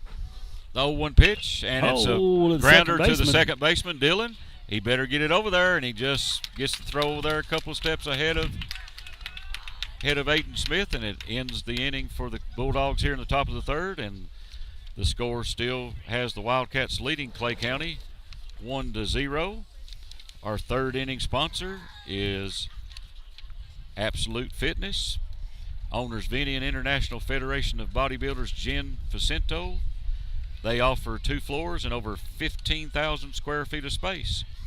They are equipped with light fitness circuit and cardio equipment. They offer the most complete free weight equipment in the state. Go by and visit today on South Jefferson Avenue across from Kroger's, or give them a call at 931-526-2500. That's 931-526-2500. Absolute Fitness, the third inning sponsor for the Monterey Wildcats. So anyway, catcher was running the bases for the Bulldogs, and so the coach is out warming up his pitcher. Bottom of the third here, the Monterey Wildcats still lead Clay County 1-0. I'm not going to say we have a pitcher's duel because people are reaching base. Well, we've hit, 3? Well, hit 3 batsmen, yeah. Yeah. So it's not a pitcher's duel going on. I think they have good control, though. It seems like they do, but then they waste a pitch here and there and ends up in the dirt. Well, them curveballs getting away from them a little bit, too. Some of them. Has Salina got a hit yet? I don't think so. I don't believe they have. Let me check it right here. I got the lowdown on it. So we're in the bottom of the third inning here at the Mama Field in Monterey, Tennessee. Evans got 1 base on balls, 4 strikeouts, and no hits, no runs. So we'd have another no-hitter going here in Monterey. We like them. Tucker Phillips up to bat. Keep them cards and letters coming. Center fielder for the Wildcats. Do you call him the road runner? Road runner. That's what I thought. Beep, beep. Anyway, he's got the wheels. That's definitely that kid can move. so the catcher is signaling to the coach They something. can't see. The catcher's looking into the sun, and I think he's asking his coach to move over into the shade so he can see him a little better. That's right. Sun's right in his eyes. Yeah, every time he looks And to the first pitch is a curveball hit down right the third base line. And Go Tucker's Tucker. going to run this one out, and he's going to be safe. Safe. Third baseman By 2 knocked it steps. down. It hit the bag there, didn't it? Yeah, the third baseman made Yep. a good play over there, Daniels. Well, to stop it from Knocked extra it base. down and threw it over to first, but Tucker's too fast for the throw. That's 2 for 2 for Tucker. Nice hit down the line. Keep it on the ground. He looked like a little road runner just then, didn't he? Oh, he can smoke him up there. So he started off with a double in that inning. They scored that first run, and now the batter in behind him, Mr. Robinson, or Silas Randolph, I mean. It's the hammer. He had a double last at bat, and the pitch That is went all the way outside. to the Tucker's going to second on that pass ball right there. So Monterey with another scoring opportunity with Tucker at second base and Silas Randolph up to bat. And the way he hit that ball the first inning, he hit it with a big hammer, didn't he? He Definitely did. If that wind hadn't been blowing in, that'd have been almost over there in the Mexican restaurant The parking lot. 1-0 pitch with Tucker with a big lead on second. Swing and There's a another ball one. That was a deep, nice hit deep ball into there. right field. It may be out of here. No, it hits the it's hit fence on the fence. fly. He's going to second. And Tucker is And- going to run in and score the second run. Tucker Phillips. Stand-up double again for Yep. Silas Randolph. 2 for 2 doubles. There we go. Makes the score 2-0 Monterey. That's a nice hit ball just then, Yeah. guys. You see it get up in that wind and starts. Oh, yeah, it just kind of died once it Curving. started getting that angle like it's shooting out, and it's just it hits the air. And in the gap between right and center. Makes the score 2-0 Monterey. And Garrett Hastings, the designated hitter, the next batter, and the pitch almost hit him inside, makes it 1-0. That's why that pass ball earlier cost him so much, because otherwise he'd probably only been to third base. Yeah. So I'm just curious, does Clay County have a scouting report on the Wildcats that you must throw curveballs on the first pitch to them every time? Or Something going on there. I think that's a coaching decision right there, and if he's been the watching 1-0 bat, pitch, a fastball, hit straight at the second baseman on the ground, and a throw over to first makes it the first out. advances the runner. Another sacrifice. He's had 2 of them. Randolph to third. Randolph runs over to third for the Wildcats. Here comes the nightmare, Latarian Sullivan. He's due, guys. I said that the other night, and who was it not one out? Silas? Or Silas somebody. hit one, and Pinto Bean hit one. Yeah. The game. You're talking about the game that I was talking to you guys about? Yeah, Yeah, those two guys hit him. I said that Silas was due, and about that time he smoked it. Anyway, LT's up to bat. LT Sullivan, he could hit one deep here and score another run. Curveball. Hit off straight the up field. on the right side of the Tag up. field into foul territory. Off the end Second of the baseman bat. runs over there, makes the catch. Silas fakes the tag and throws. The second baseman throws it into home and keeps him from running. Big second out there for the Clay County Bulldogs. LT might have been a little anxious on that pitch. Here comes Jordan Lowhorn, the catcher, to take his time in the box. So anyway, if they would have just hit one deep that time, they would have scored that run. But Jordan's going to back him up here. You get up in that wind like that, especially as tall as that one was that LT hit. They're going to die up there. Yeah, and they're hitting off the end of the bat. If you notice, the last two really have just been real And pop-ups. pitch to Jordan, a curveball outside. I'm thinking if Silas would have ran home and tried to score on Lou Garrett, that would have been a big collision. That'd have been an ugly mess is what that would have been. Might have been 2 football players playing against each other there. But anyway, the 1-0 pitch to There's Tucker a good Phillips hit. hit Shortstop. sharply the Burnt shortstop. the shortstop. Yeah, And Jordan it gets past Lowhorn him. gets one out to the outfield there. Hit Scores him a sharply at the run. shortstop, and it gets past him and scores the third run for the Wildcats. Makes it 3-0. Silas scores. They're going to give him a pinch runner to see if he can. No, they're going to let him run it out. Since he's the catcher to get his gear on with 2 outs. Do they do that anymore? They Wayne did over it. there's nodding at me. They did it last inning, didn't they? No, they did it for the pitcher, I thought. What's the pitcher? Yes. Yeah, they put Robinson. CJ in for the pitcher there. Time called. Evan Robinson up to bat. He was the one they pinch hit for that one inning. Can I say a 2-out rally? You can. I wouldn't Anyway, mind seeing looks a over few at the hits. runner. The runner bluffs. So Tucker Phillips bluffed the steal and did not run and swing and a Jordan. foul. That's Yeah, it's Jordan Jordan Lowhorn on first. J-Lo. Jordan, I'm Yeah, Tucker came in and scored just a few minutes ago. Yeah, I'm sure he's been called worse. Yeah, he has. Anyway, the pitcher Spears looks over at the runner, and the runner is going. Foul ball straight foul back. ball, and if you had a glove, watch I'm out. going to catch it. Oh, Right on the outside. I was Man. ready for the bare hand if he'd catch had that a glove time. right there, he'd have been able to catch that at the Wow. fence. Yeah, everybody scatters when that ball Well, comes, don't they? Yeah, they like to scatter. Runs the count 0-2. We do have 2 outs here in the bottom of the third inning, and Monterey leads Clay County 3-0. We have an 0-2 count on Evan Robinson. I get Tucker Phillips and Jordan Lowhorn confused quite a bit. Cats up 13-7 over Clark Range. But There Jordan we go. Lowhorn is leading on first base. He's tried to steal a couple times, and he's not going this time.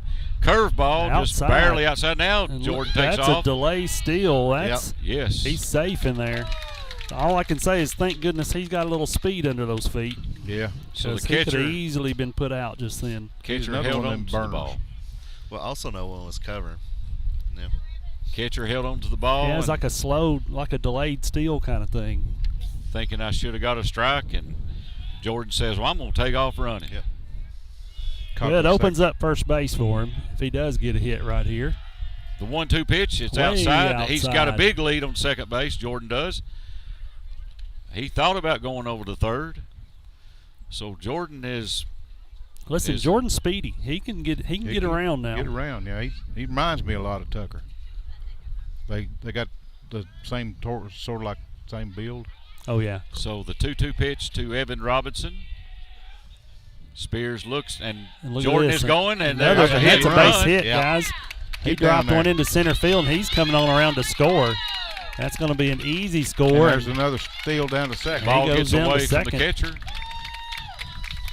Ball gets away from the catcher, and Robinson heads on down to second base while Jordan Lowhorn scores the 4th run of the game for the Wildcats. Looks like your pitcher is getting a pinch runner. Here comes Downtown Jones to run the bags for him.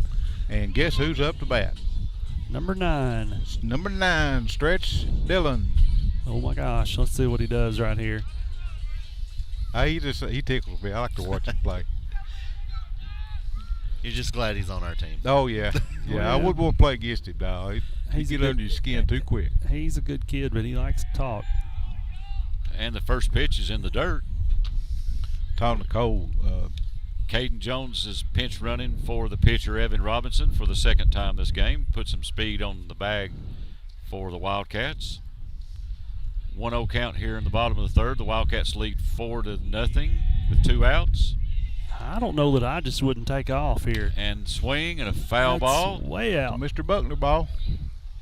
Makes the He's gonna count have to get a 1-1. big bucket and go on top of that roof, ain't he? I There's would several, I would there's say several there's a balls bunch up there. So Dillon runs the count to 1-1 with the foul ball. 2 outs here, bottom of the 3rd. Runner in scoring position for the Wildcats. And the 1-1 pitch to Dillon. Curveball. He reaches for it, hits it off the end of the bat, foul. So the curveball looked like it was coming at him. He backed up, and then he tried to reach out and get it and fouled it off.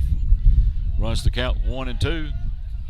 Looked like that ball started in the middle of the plate and broke way outside. Yeah. He had to reach his arms way out to get that one. So runs to count 1 and 2. They are holding the runner on second. Caden Jones, and the 1-2 pitch. And it catches the corner. Called strike 3.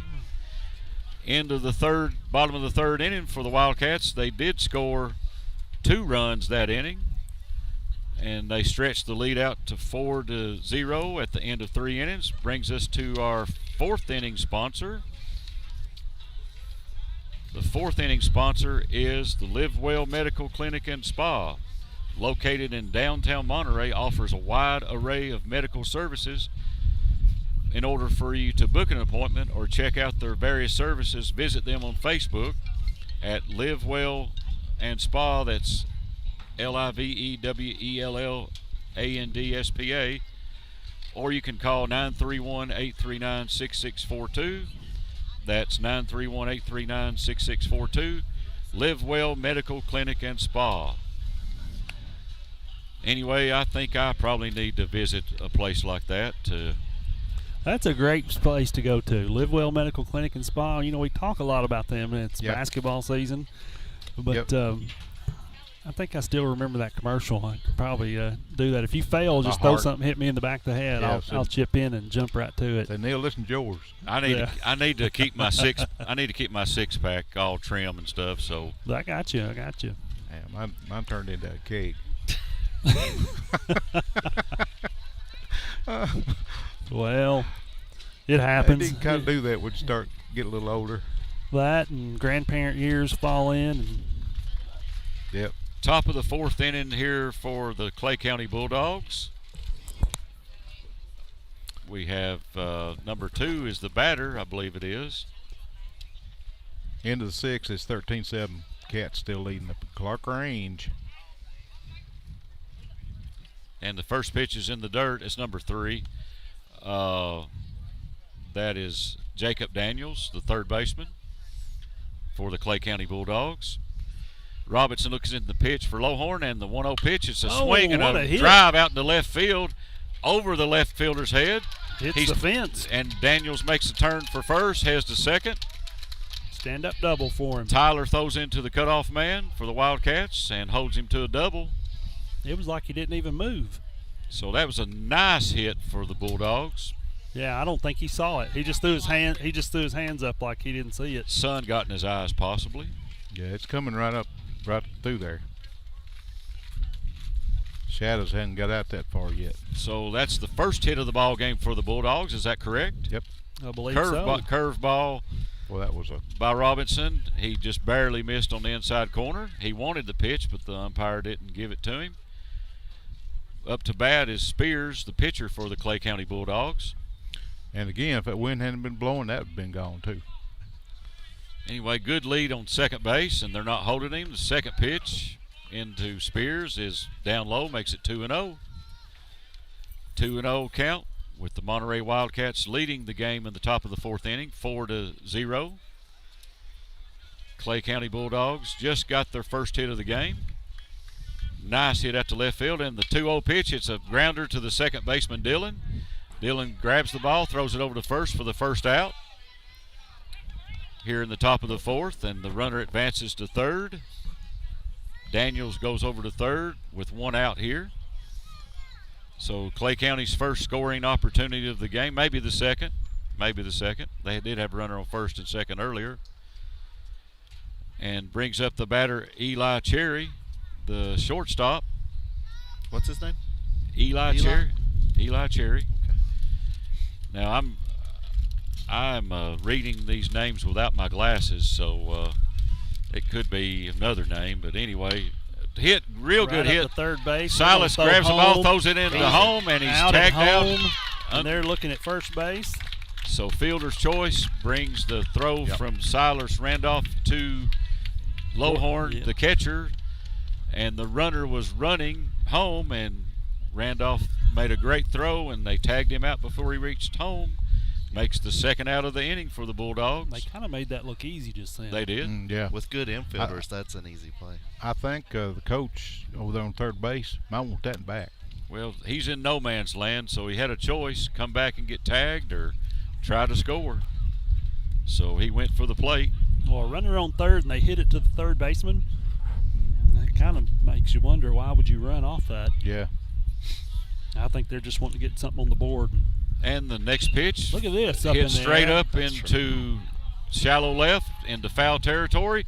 And Silas tried Almost. to make a Willie Mays catch out there. That was close. And just about caught it. That would have been on the highlight reel that time if he'd have made that catch. Wayne had him covered, too, That's on the camera. that was a good rundown. So it's a foul ball, makes the count 0-1. Sort of pole hooked there a little bit. There was a lot of poles in the way. The batter is Kerr, Sawyer Kerr for the Bulldogs. He's left-handed, so he fouled it over to the left-hand side of the field, over the third base side, and Silas almost made a Willie Mays catch. We do have a runner on first, and the runner bluffs the steal. Lowhorn thinks about throwing down to first to try to nail him, but holds on to the ball and throws back out to the pitcher. Runs the count 1-1. Got a on the chat box. I'll tell you in a minute. Robinson looking over at the runner at first. And the throw to the plate, a curveball, That's a good catches the outside corner. He calls a strike there. Makes it 1-2. Chris Boone put Levi Garrett on Is the it Levi? on the chat box. So may not have his. That's a good baseball name though. I Levi told you Garrett. I told you I needed my glasses. The 1-2 pitch, ball outside. Look at this. Throw down to first. Almost got him. And he's out. he gets him out. And they call him So out in the field. Lowhorn throws it down to LT. LT swipes the tag and gets the runner out at first for the third out of the inning. So we go to the bottom of the fourth inning, and the Wildcats are up to bat, leading the Clay County Bulldogs 4-0 still. So we still have the shutout going. We might have had a good call for us on that one. I agree with you there. But anyway, we're moving on to the bottom of the fourth. Yep, moving on. This is the Wildcat Network.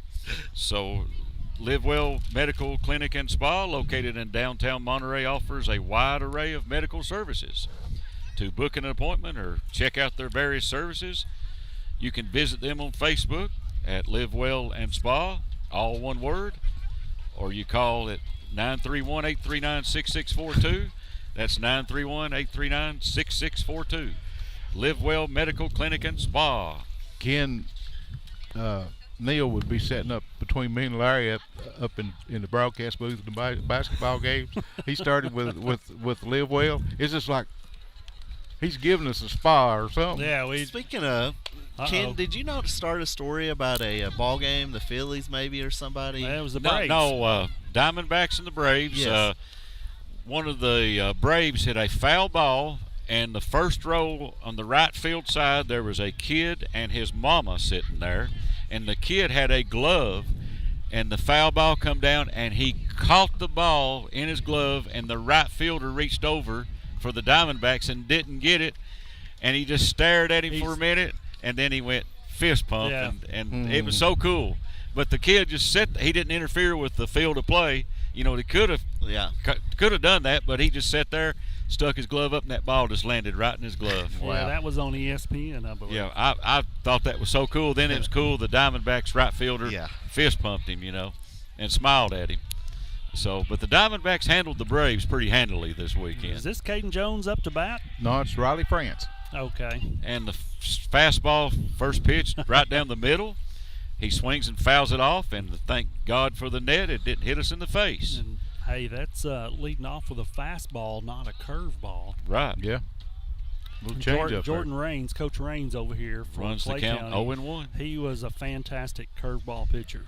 The 0-1 pitch, and it is a curveball, swing and a miss. Makes it 0-2.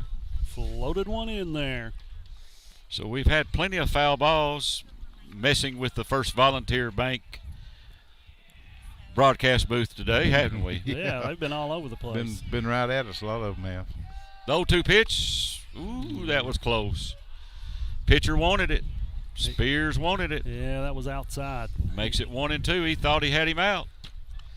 So we got to protect the plate. Riley's going to be ready this time. He had a good hit last time he's up. The 1-2 pitch to Friends. Curveball. He tips it. Off his foot. So the catcher's name is Levi Garrett. Correct. Not the Lou Gehrig. Not Lou Gehrig or Lou Gehrig. So we have is it Levi Garrett? It's some kind of tobacco? It is chewing tobacco. Yeah, okay. I had an uncle that chewed it. Anyway, the 1-2 pitch to Franz. Fastball up high, and he swings and misses. Strike 3, first batter in the bottom of the 4th for the Monterey Wildcats. Monterey leads the game 4-0. Next batter is Tyler Anderson, the left fielder. Wind still blowing in on us. Yeah, still sounds like a tornado in there. So you think it's 10-mile-an-hour winds today, at least? It's flag straight. Probably so. First pitch, swing straight up to right fielder of Clay County. He's underneath it, and he makes the one-handed catch. So Tyler swung at the first pitch, and it looked like it was a little inside and high, and he popped it up to the right fielder in shallow right field, makes it 2 outs for the Wildcats. So brings up Tucker Phillips. Looks like Clay County is having the easiest inning of the afternoon for them. Well, they had 2 up and 2 down. Last inning though, with 2 outs, they scored 2 runs, didn't they? Yes. Monterey's had a runner on every inning. The pitch to Tucker Phillips is strike, curveball on the outside corner, makes it 0-1. So we got to get some 2-out hits here and get some insurance runs here. Hopefully. That breeze may be dying. 0-1 pitch. Fastball, and Tucker nails it down the right field line. Throws all the way to the fence. Could be triple. Could be triple. He's looking for third, looks at the coach. There he goes. He's going to third. He's going to make it to third. Stand-up triple for Tucker Phillips. Good lick. Hit the ball solidly down the right field line, opposite field triple. So that's 2 doubles and a triple for him tonight. 3 correct? for 3. He might hit for the cycle today. Well, it'd be nice to see him hit a single and a home run, and I don't know if he'll get back up to bat that many more times, really. Unless we have some really good innings here for us. So today's stars looks like to me is these 2 guys right here, Tucker Phillips and Silas Randolph. They're the hitting stars today. When do you start talking about the player of the game, IDK? When do you start that? 6th inning? Well, the coaches, we've been taking what the coaches give us. Ah, okay. Kind of get big lead on third base for Tucker. He's halfway down the line just about. Yeah, he's trying to draw him off over there. So distracts the pitcher, and he throws it outside, makes it 1-0 to Silas Randolph. The catcher, Levi Garrett, he was having to jump in front of that one. Anyway, they're distracting. Now he goes back to third base. The pitcher looks him back. And the 1-0 pitch to Silas. Fastball, inside or maybe a there. drop ball. Yeah. Swing and a miss. Tucker scored 24 runs, and he's got 16 RBIs on the season. Has Tucker ever stole home before? That's my next question. He'd be quick enough. Get past that catcher. Pass ball, and I wouldn't be surprised. Pitcher is off the mound looking at Tucker.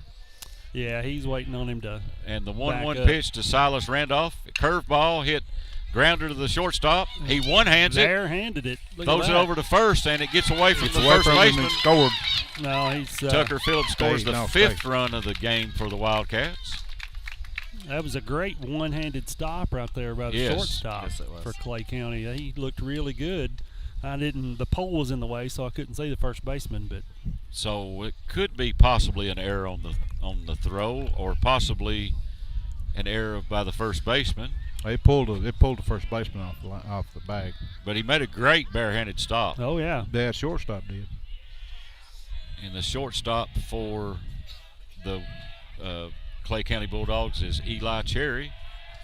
Garrett Hastings is the next batter for Wildcats, the designated hitter. He steps out of the box, calls timeout. He called time. He was they're taking too much time to look over at first to see what's going on, and so he just calls time and kind of locks the pitcher up a little bit. And the pitch, and it's a drive. Look at this. Ooh. Right fielder gets underneath it. Looked like he was running in too much. The wind, I'm telling you, saves guys, the day. This is something else. It's dying when ball's dying when it gets burned out. Garrett Hastings hit one right at the right fielder for Clay County, and he gets underneath it for the 3rd out. So the middle of the end of the 4th inning. The Monterey Wildcats lead the Clay County Bulldogs 5-0.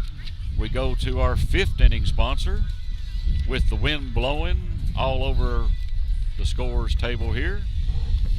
Bill Holcomb Realty and Auction. Mr. Holcomb is an affiliate of, or the Holcomb Realty is an affiliate of United Country Real Estate. Bill has the experience, insight, and connections to both sell your property or find the property you're looking for. Bill is located at 801 South Willow Avenue in Cookeville, and you can reach Mr. Holcomb at 931-526-7718, or you can email him at billhallcomb@gmail.com. That's Bill Holcomb at gmail.com, or you can call him at 931-526-7718. That's Bill Holcomb Realty and Auction. Old Billy Paul. Billy Paul. Billy Paul might have some stories on the Markham boys growing up, so I don't want to say too much about him. He needs to get on chat box and give us some information. No, he needs to keep the information to a down low kind of. Now I'm just going to take a wild guess that who you might be related to. Oh no, I'm sorry. Lon Markham. Do you know Lon Markham? I happen to know him. Okay, you look just like him. Thanks, Ken. Appreciate that. I've heard that my whole life. It took me a while to figure that out. Did you figure it out? It took me like 2 months to figure that out. And you were finally like, oh my gosh. And the first pitch to the first batter for the Clay County Bulldogs, Sawyer Kerr, is a foul ball straight back, makes it 0-1. Monterey Wildcats lead the game 5-0. Top of the 5th inning. I see the AD Chris Buckner over here. He might have been on the roof. The 0-1 pitch to Kerr is high and inside, makes it 1-1. So this is a big district contest. Is that correct, guys? Oh yeah. It's always been a rivalry. It has been. It's Baseball, always been softball, nose to nose typically. The 1-1 pitch, and it's ball in the dirt, makes it 2-1. It's the first one's got by J-Lo. Yeah, the baseball, football, softball, not really the round ball sport we like to call, but everything else it's been on what year you looking at. Yeah, just been head to head most every year. So this year was a little overwhelming. Yeah, I mean they were good. They've got some great talent. Proved it. They won. 2-1 pitch, curveball on the inside, makes it. Oh, he calls it a strike. Yeah, that came right on through right there. That come across the plate. That was a good. That was came a good across the plate and dropped on the inside. That's nice. 2-2 count on the batter and the 2-2 pitch. Another curveball. It's low. Runs the count full. You know, Evan hadn't lost any speed. He's been pitching now for 5 innings. I wonder what his pitch count is.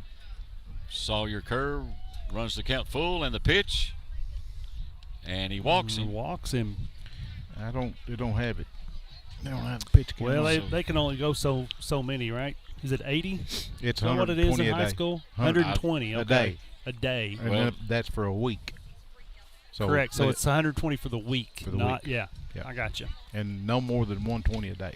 It used to be innings. They could pitch so many innings. Yeah. First but batter. They changed it. It's just wearing kids' arms out, I think. Fastball down the middle is fouled. Swing and bunt. So the first batter for the Bulldogs gets on base by walk. Yeah, next batter. That one game at J-Lo pitched, was it 8 innings? Was it? Yeah. I believe he pitched 8 innings anyway. He pitched 147 pitches, too. That's what he told me. Oh, really? Yeah. He pitched the whole game and pitched really well, too. 0-1 count, curveball on the outside. Catcher looks down at first, thinks about throwing down there, but holds on to the ball. Lowhorn thought about it. This has been a curveball duel contest right here. Head-to-head curveballs pretty much the whole night. 1-1 count. He does have a sizable lead, not a big lead on first. He's not going to go far. And the pitch, and it's inside. Lowhorn thinks about throwing the pitch or the ball down to first. And the thing about that, Lowhorn's a pitcher, so you know he's got a little accuracy behind him. He'll throw him down. That's a good thing to have back there behind the plate. So Smith is up. Smith is up to bat. He throws a wild one there. Gets into the dirt. Looks like Lowhorn saved him on that one. Keeps the runner from advancing. Kerr is over there on first base, dancing, trying to distract the Wildcats. 2-1 pitch to Smith. And it's a fastball right down the heart of the plate. He fouls it off.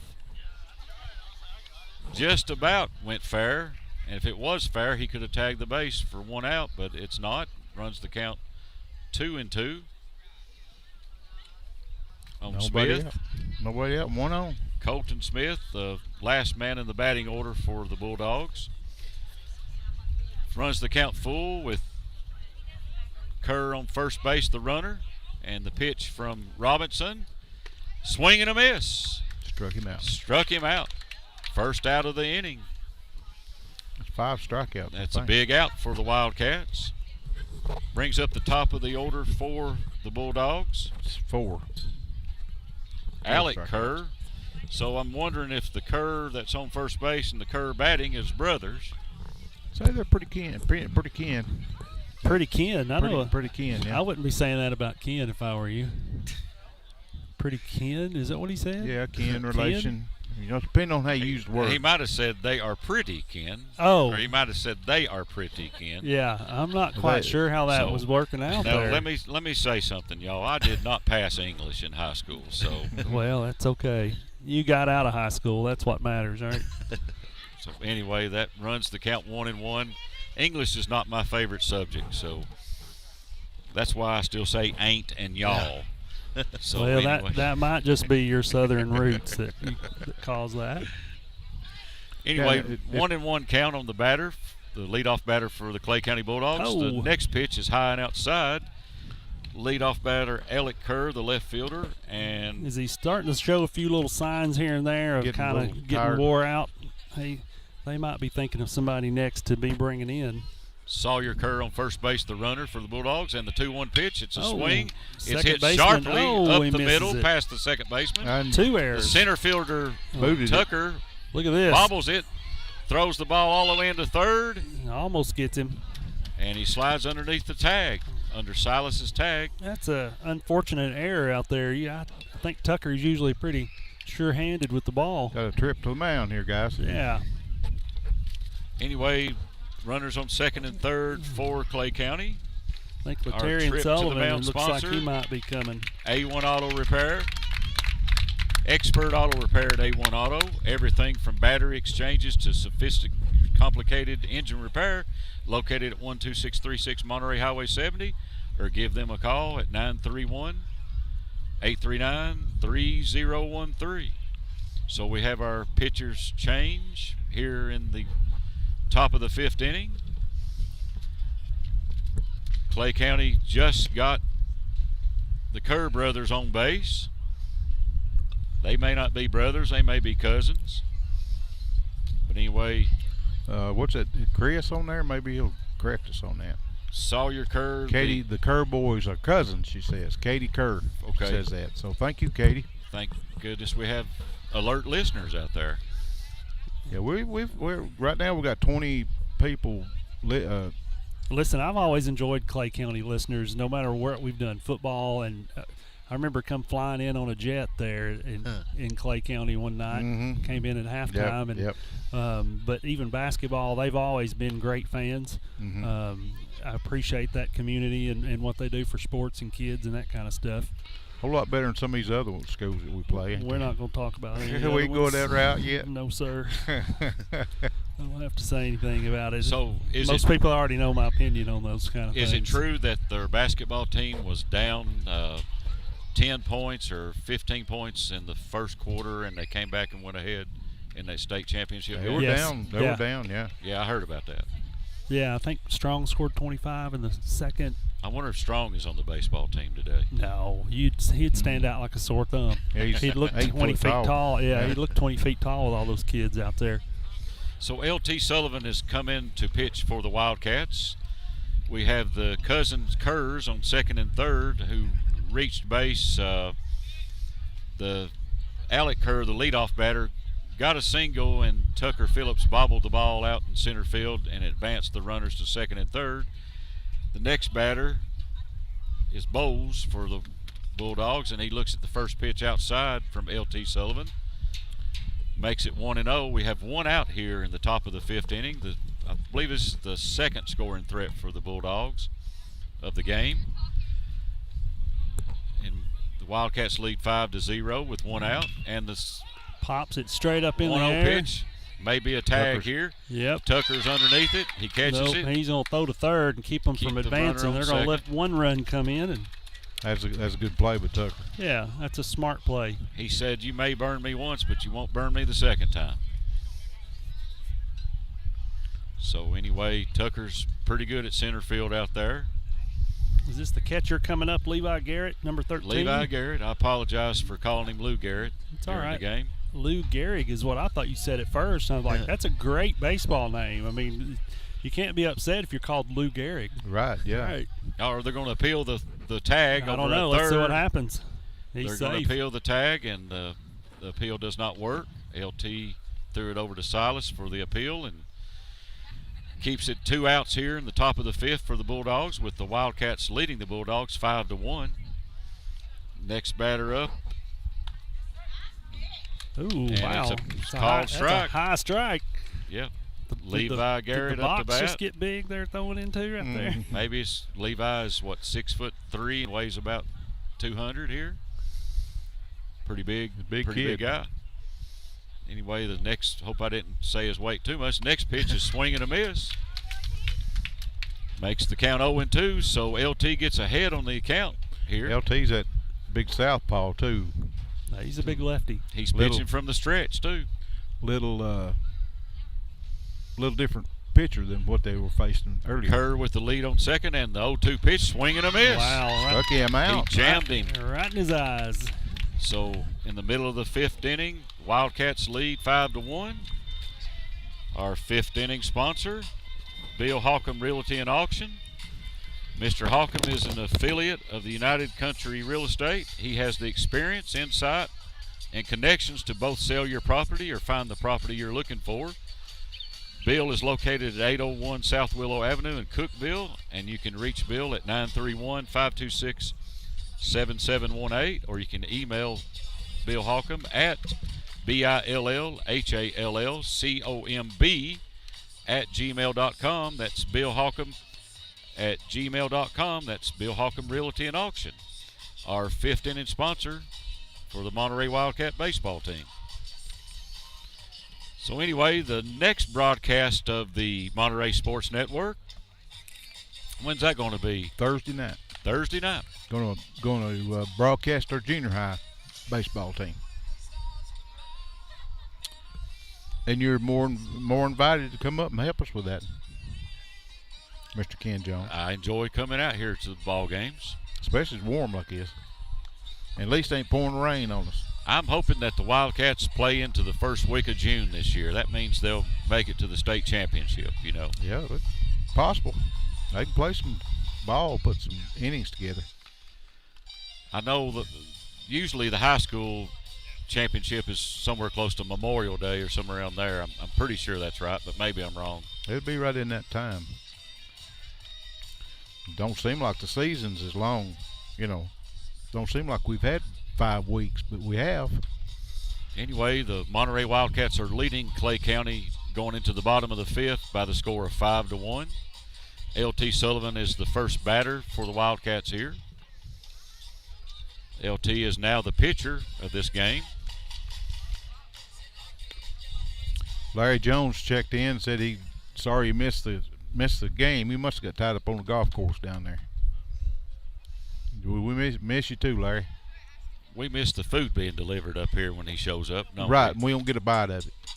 I mean, just barely do get the smell of it. Well, that's the temptation there. Yeah.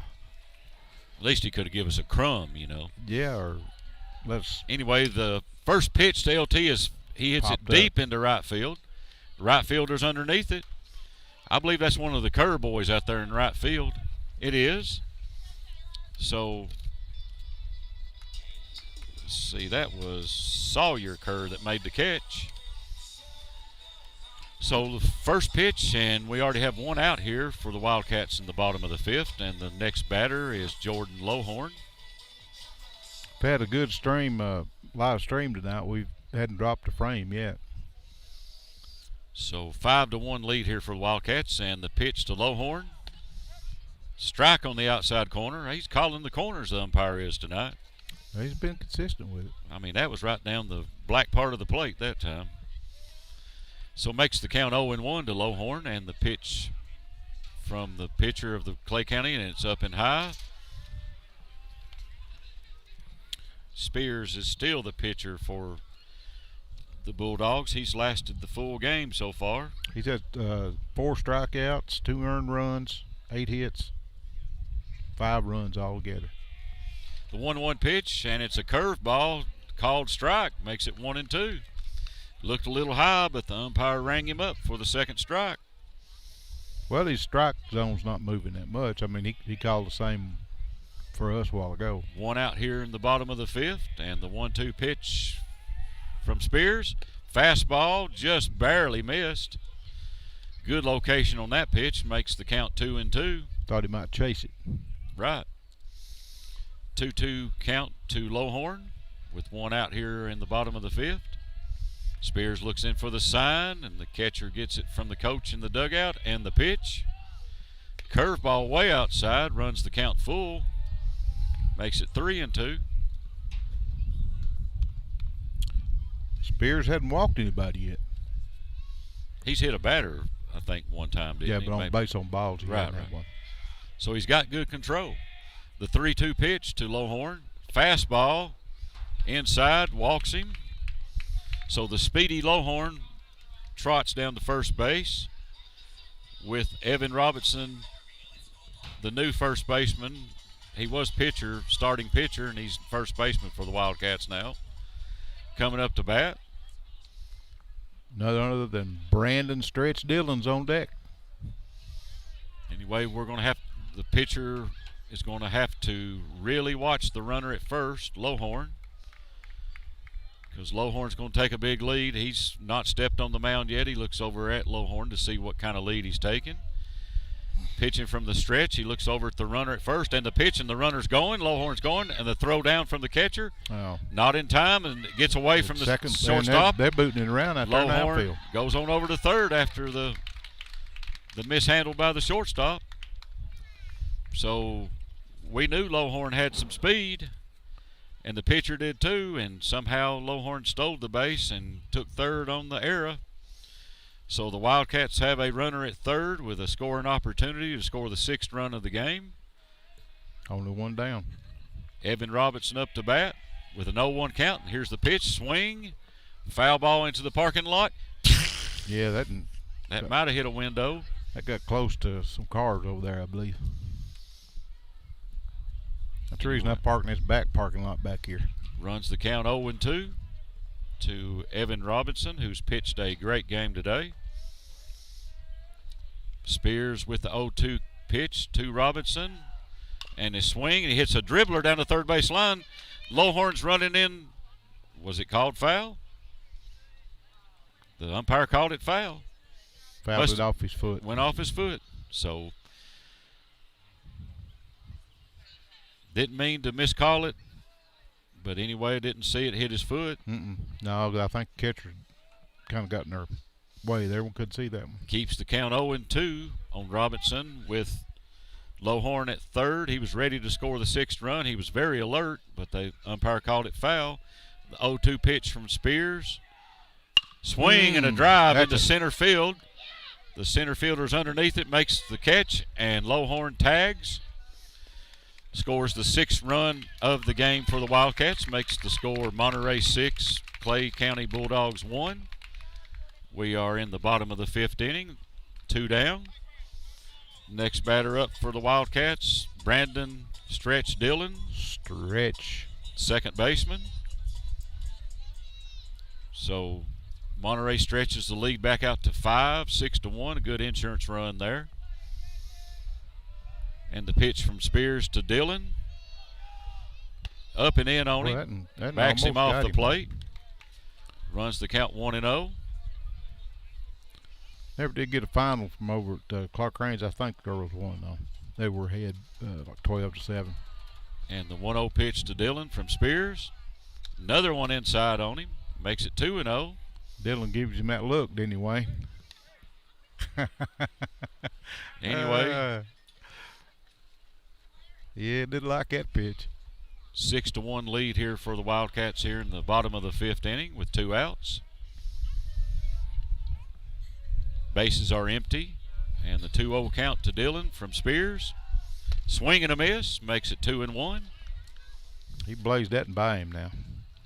He said, here's my fastball. I throwed it in on your head twice. Now see if you can hit this. So brush back pitch pays off. First 2 pitches. The 2-1 pitch to Dillon. Another fastball, hits it straight back, foul. That's a Mr. Buckner ball. Makes it 2-2. That's a bucket of balls that go on top of the roof.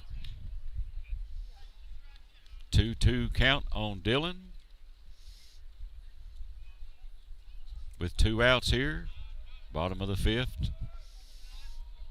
Monterey leads Clay County 6-1, and the 2-2 pitch from Spears, swing and a miss. Oh, swinging at a ball there. So he set him up for that. He came in on him inside a couple of times, threw a fastball a couple of times, and then threw him a curveball outside, and he swung and a miss. Ken, Larry Jones is saying he apologizes for not delivering food to you. I don't know if you know that or not. Yeah, he does it up here. He does. At the end of 5 innings, He delivers it up here to the bleachers, and that's about as far as it gets. Really? Don't Monterey talk about me Wildcats. and the ice cream. Hold on. As a rule and a record right here, I did not bring up ice cream. No, you did. Ken, I've not said the word ice cream the whole night, but since you brought it up, I would like to say thank you for finally getting us a little bit of ice cream. Yes, I've been thank trying you. to get you guys together. It's just sort of like I don't know, schedule conflicts. And Like stuff. hurdling cats, ain't it? Yeah, just trying to hurt everybody Corralling else. cats. You know, I actually thought about y'all driving up Woodcliff Road from Brotherton. Oh, you did? The song "Ice Cream Man" came on the radio. Hey, little Van Halen. Yeah. Ice Cream Man. And stop me when I'm passing by. Well, we need a local ice cream guy here in Monterey to have a little truck and come over here to the ball field. That'd be That's what awesome, we wouldn't need. Yeah, well, it might have to be a little warmer though. I don't closer know. to the summer weather, you know. I don't know the ice cream joke. I don't know what happened don't? that night. I They'll just know. fill you in on it. I guarantee you that. Would you like to know? I mean, I can tell you. It won't take long. 30 seconds. That's all you need. 30 seconds. Someone got ice cream and no one else got any. Make sense? I'm the one that didn't get it. I didn't get it. I wasn't here. Wayne didn't get it. But everybody noticed that one individual got a bowl of ice cream and did not. I got down there and David Klaus twisted my arm. I'm He not said, talking "You got-" about David Klaus. Warren David's County. a great guy. That's what I'm saying though. That's the reason I got the ice cream is because he twisted my we were arm. in Warren County and they had soft serve ice cream, and our producer brings back ice cream to the booth and everybody's like, "What in the world?" And So our 6th inning sponsor is Monterey the- Sports Network. should Monterey be the ice Sports cream. Network. Should be the ice Yeah, cream man. ice cream man. Yeah. the first batter in the top of the 6th inning for Clay County. Number 10. Smith, Alex Smith, left-hander, facing the left-hander L.T. Sullivan.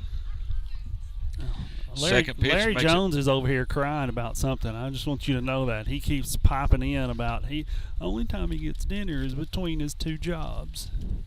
I'm like, what is that about? I never hear anything about that. 1-1 count from L.T. Sullivan to Smith. He backs out, calls timeout. Smith does. Anyway, we're here in the top of the 6th, and Monterey leads 6-1. The next pitch is a swing and a miss, makes it 1-2. I'd say Coach Raines over here for Clay County has been saying, swing the bat. Start swinging the bat. You cannot wait. You got to start early and swing the whole game And the long. 1-2 pitch from L.T. is up high, makes it 2-2. So we have lefty against lefty here. I know when I pitched back in the day, I did not like to pitch to left-handed batters because they were good hitters most of the time. Well, if you just hit them, that's usually the best thing to do. 2-2 pitch. You can't pitch to them, just hit them. Well, anyway, I think that was pre-brawl days, but now today's, if you hit them, they're going to charge the mound. Well, not in high school ball. Come on. I don't know that look that Brandon had a while ago. He's All right, he walks him, LT does. There's a good pitch right there by L.T. Sullivan. I don't know if anybody's watching there on the the live video, but that was all for pretty. Anyway, runner on first for Clay County. The next batter is one of the Kerr boys, the right fielder that made some great catches out there today. And the pitch from LT to Kerr is a ball, makes it 1-0. Leadoff batter for Clay County gets on base here by walk. So we have a runner on first and 1-0 count to Kerr. Not a big lead at first, and LT goes to the plate. He swings and fouls it off. Yeah. And just as it about hit a car over there, I accidentally hit the mic, and I thought, what was that? It exploded in my ear. I was like, what in the world? The baseball hit me in the mouth, probably. It sounded like it. Well, I don't know if anybody's keeping up with any college stuff. Ken, you watch a lot of college baseball? Not a lot. What about the Vols, the base Vols right now? Man, they're looking awful hot. Yeah, Did you see them post 20 runs on Texas A&M the other day? And one, yeah. Yeah, that's pretty incredible. They're playing tonight. I heard that one of the Buckner boys is there in Knoxville watching. Yep, he is. 1-2 count, and he swings and hits a fly ball to left field. And they're running it down there. And it drops. It drops in fair. Kerr is running to second. The runner on first goes for third, and he's out. Monterey cutoff man throws him out. Yeah, he throws him out.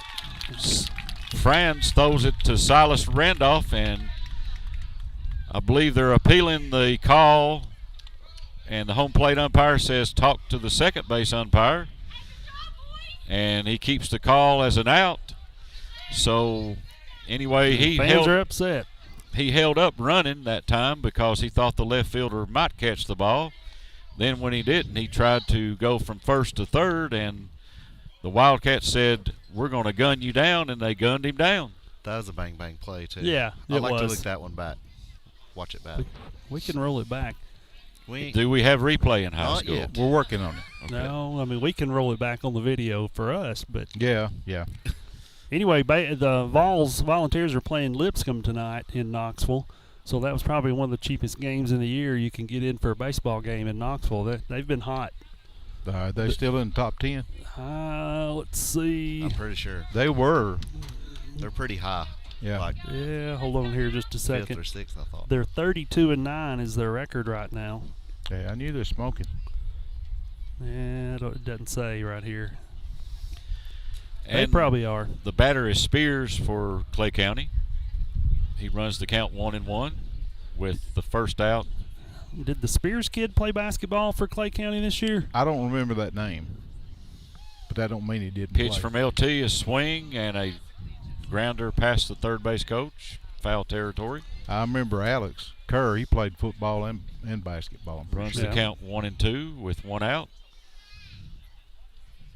So the left fielder of Monterey made a great throw to the cutoff man, Franz, and Robinson threw it into him, and then Franz gunned down the runner at third for the first out. Still have a runner at second for Clay County, and the pitch from LT. There's a foul swings ball and again. fouls it off behind us again. Buckner's going to have fun on the roof. He's got, going to have to take a big bucket up there with him. Anyway, the umpire has ran out of baseballs. They're all on the roof. Yeah, here's two coming into the catcher. Looks like the pitcher just got one back from Coach Looper. Runs the count 1-2. Digging into his bucket of balls over in the dugout. He's going to have to. He's stuck if not. 1-2 count to Spears, the pitcher. Top of the 6th inning here. LT looks at the runner at second, and he throws to the plate. And it's a pitch outside, makes it 2-2. LT's mama wanted that one bad. Yeah. She probably on the wrong side of the plate to see that one, though. So wind's kind of picking back up again. The coach is trying to make things happen for the Bulldogs, it looks like. And the next pitch from LT, the 2-2 pitch, and he swings and misses. Swings and strikes him out. Throwed him a pitch outside, and he went for it and makes the second out of the top of the 6th inning for the Bulldogs. And the next batter, 24. Eli Cherry, the shortstop. who made a great play barehanded earlier in the game. LT looks for the sign. He looks at the runner at second, and he throws to the plate, a swing and a grounder to the second baseman. Swing and bunt. Dillon, he throws it over to first, and the side is retired. Picks it up, puts him out. That was a good play by Brandon, because that Middle ball. of the sixth inning, the Monterey Wildcats lead the Clay County Bulldogs by the score of 6-1. Sixth inning sponsor is Monterey Sports Network. I know those group of guys. That's not a bad group to hang out with. They're pretty cool. So the next game the Monterey Sports Network is going to broadcast is Thursday night. Starts at 5:30. We'll start the pregame show about 5. I think junior high baseball is taking on Avery Trace. Did we say, Wayne? Yeah. Should be a good game. It was a good game down there. Avery Trace barely did squeak it out. It was like a 4-3 win. So we're looking for a good game up here. They're set 10-5 now, junior high is. That's a good record. Yeah. I see our Clay County coach is having a discussion with the plate official. I think he was pointing at third base just a minute ago. So maybe about that appeal. Oh, yeah. So we have, looks like Tucker Phillips coming to bat first, possibly. No, that's not him. Looks like number 15, Riley France, shortstop. So if you're on the Monterey side, the bottom of the sixth, and you score 7 runs this inning, is there a 12-run rule, 10-run rule? Yeah, I'm not sure exactly if we figured that out, did we, Wayne? I think it's 8 after 6. Okay. 8 after 6. We just have to score 3 runs and the game's over. But I've learned that the coaches can agree upon different rules at their plate meeting before the game. You can change pretty much whatever you want to do. So. Well, we hadn't seen very many 7-inning games up here, have we? No, not at all. Which, are we surprised tonight? Really. You know. No, not really. I knew it was going to be. I talked to Luke before the ball game starts, Coach Looper, and I'll tell you in a minute. Pitch from Spears to Franz. Fastball down the middle. He fouls it straight back. Makes it 0-1. He was kind of dreading Salina. He said could be like a trap game. Yeah, you never know what you're going to get with them. They beat Pickett County pretty bad last night, I reckon. Clay County did? Mm-hmm. Okay. Of course, we did too, but I mean, he was just looking at the Pickett County does not have a notoriously well-known baseball club. 0-1 pitch is fouled off. They didn't look good up here. Makes it 0-2. And they, of course, it ended in 5 innings over in Pickett County, didn't Wayne? Yeah, it was run rule. So the pitcher is ahead of the count to Franz, makes it 0-2. And the wind in the pitch. Swing and a miss. Strikes him out on the inside high pitch. Threw him a beach ball in the eyes right there, didn't he? Yeah. First out for the Wildcats. Next batter, the left fielder, Tyler Anderson. Be nice if this wind dies down a little bit and get them sticks going. Get about 3 runs. Score some insurance runs here in the bottom of the sixth. Spears looks in the sign from Levi, and the pitch for Clay County. Curveball, swing and a miss. Makes it 0-1. All but 2 or 3 batters. Monterey's had trouble with that pitcher tonight. Tucker and Silas have done pretty good. 0-1 pitch. Another curveball, and he hits it right down the middle. There you go. Shot there. Single into center field. He watched that curveball, and he slapped it back into center field for a hit for the Wildcats. With 1 out here in the bottom of the sixth, and the Wildcats lead 6-1. I just heard somebody say hit for the cycle, Tucker. Is that his dad over here? Yeah. Probably. So Tucker could hit a single or a home run here. Does he has a double and a triple we know of. Got 2 doubles and a triple. Yeah. So he's had a good night at the plate. Lead him first, and Spears looks at the runner and Franz and throws to the plate, and this fastball up over our heads, guys. That's out of play. They ain't gonna get to that. And it's in behind us here. Runs the count 0-1. I should tell you, Tucker's swinging for it. Yeah, he's won't go yard. And the wind, it's picking up a little bit more now. But Well, I know he's not going to hit cycle tonight, but he could get a single easy and just. Tyler Anderson on Yeah, first. just get up there and meet the ball. That's what he needs to do. So Anderson takes the lead on first. Spears looks over at him. I would say they know not to throw anything down the pipe for Tucker. And here comes the 0-1 pitch from Spears. The runner's going. Curveball. Anderson's going. The throw down. It's off bad. Way out of He's there in time. Anderson steals second base with no problem. So Coach may have a hit and run going here for the Wildcats if he wants to get another insurance run. There's a big gap between center and left. What about that right field Both field right. gap? Both are right and left fielders on the lines. Runner on this second. This is a big high school field. You know it? Yeah. And the 0-2 pitch runs the count 1-2.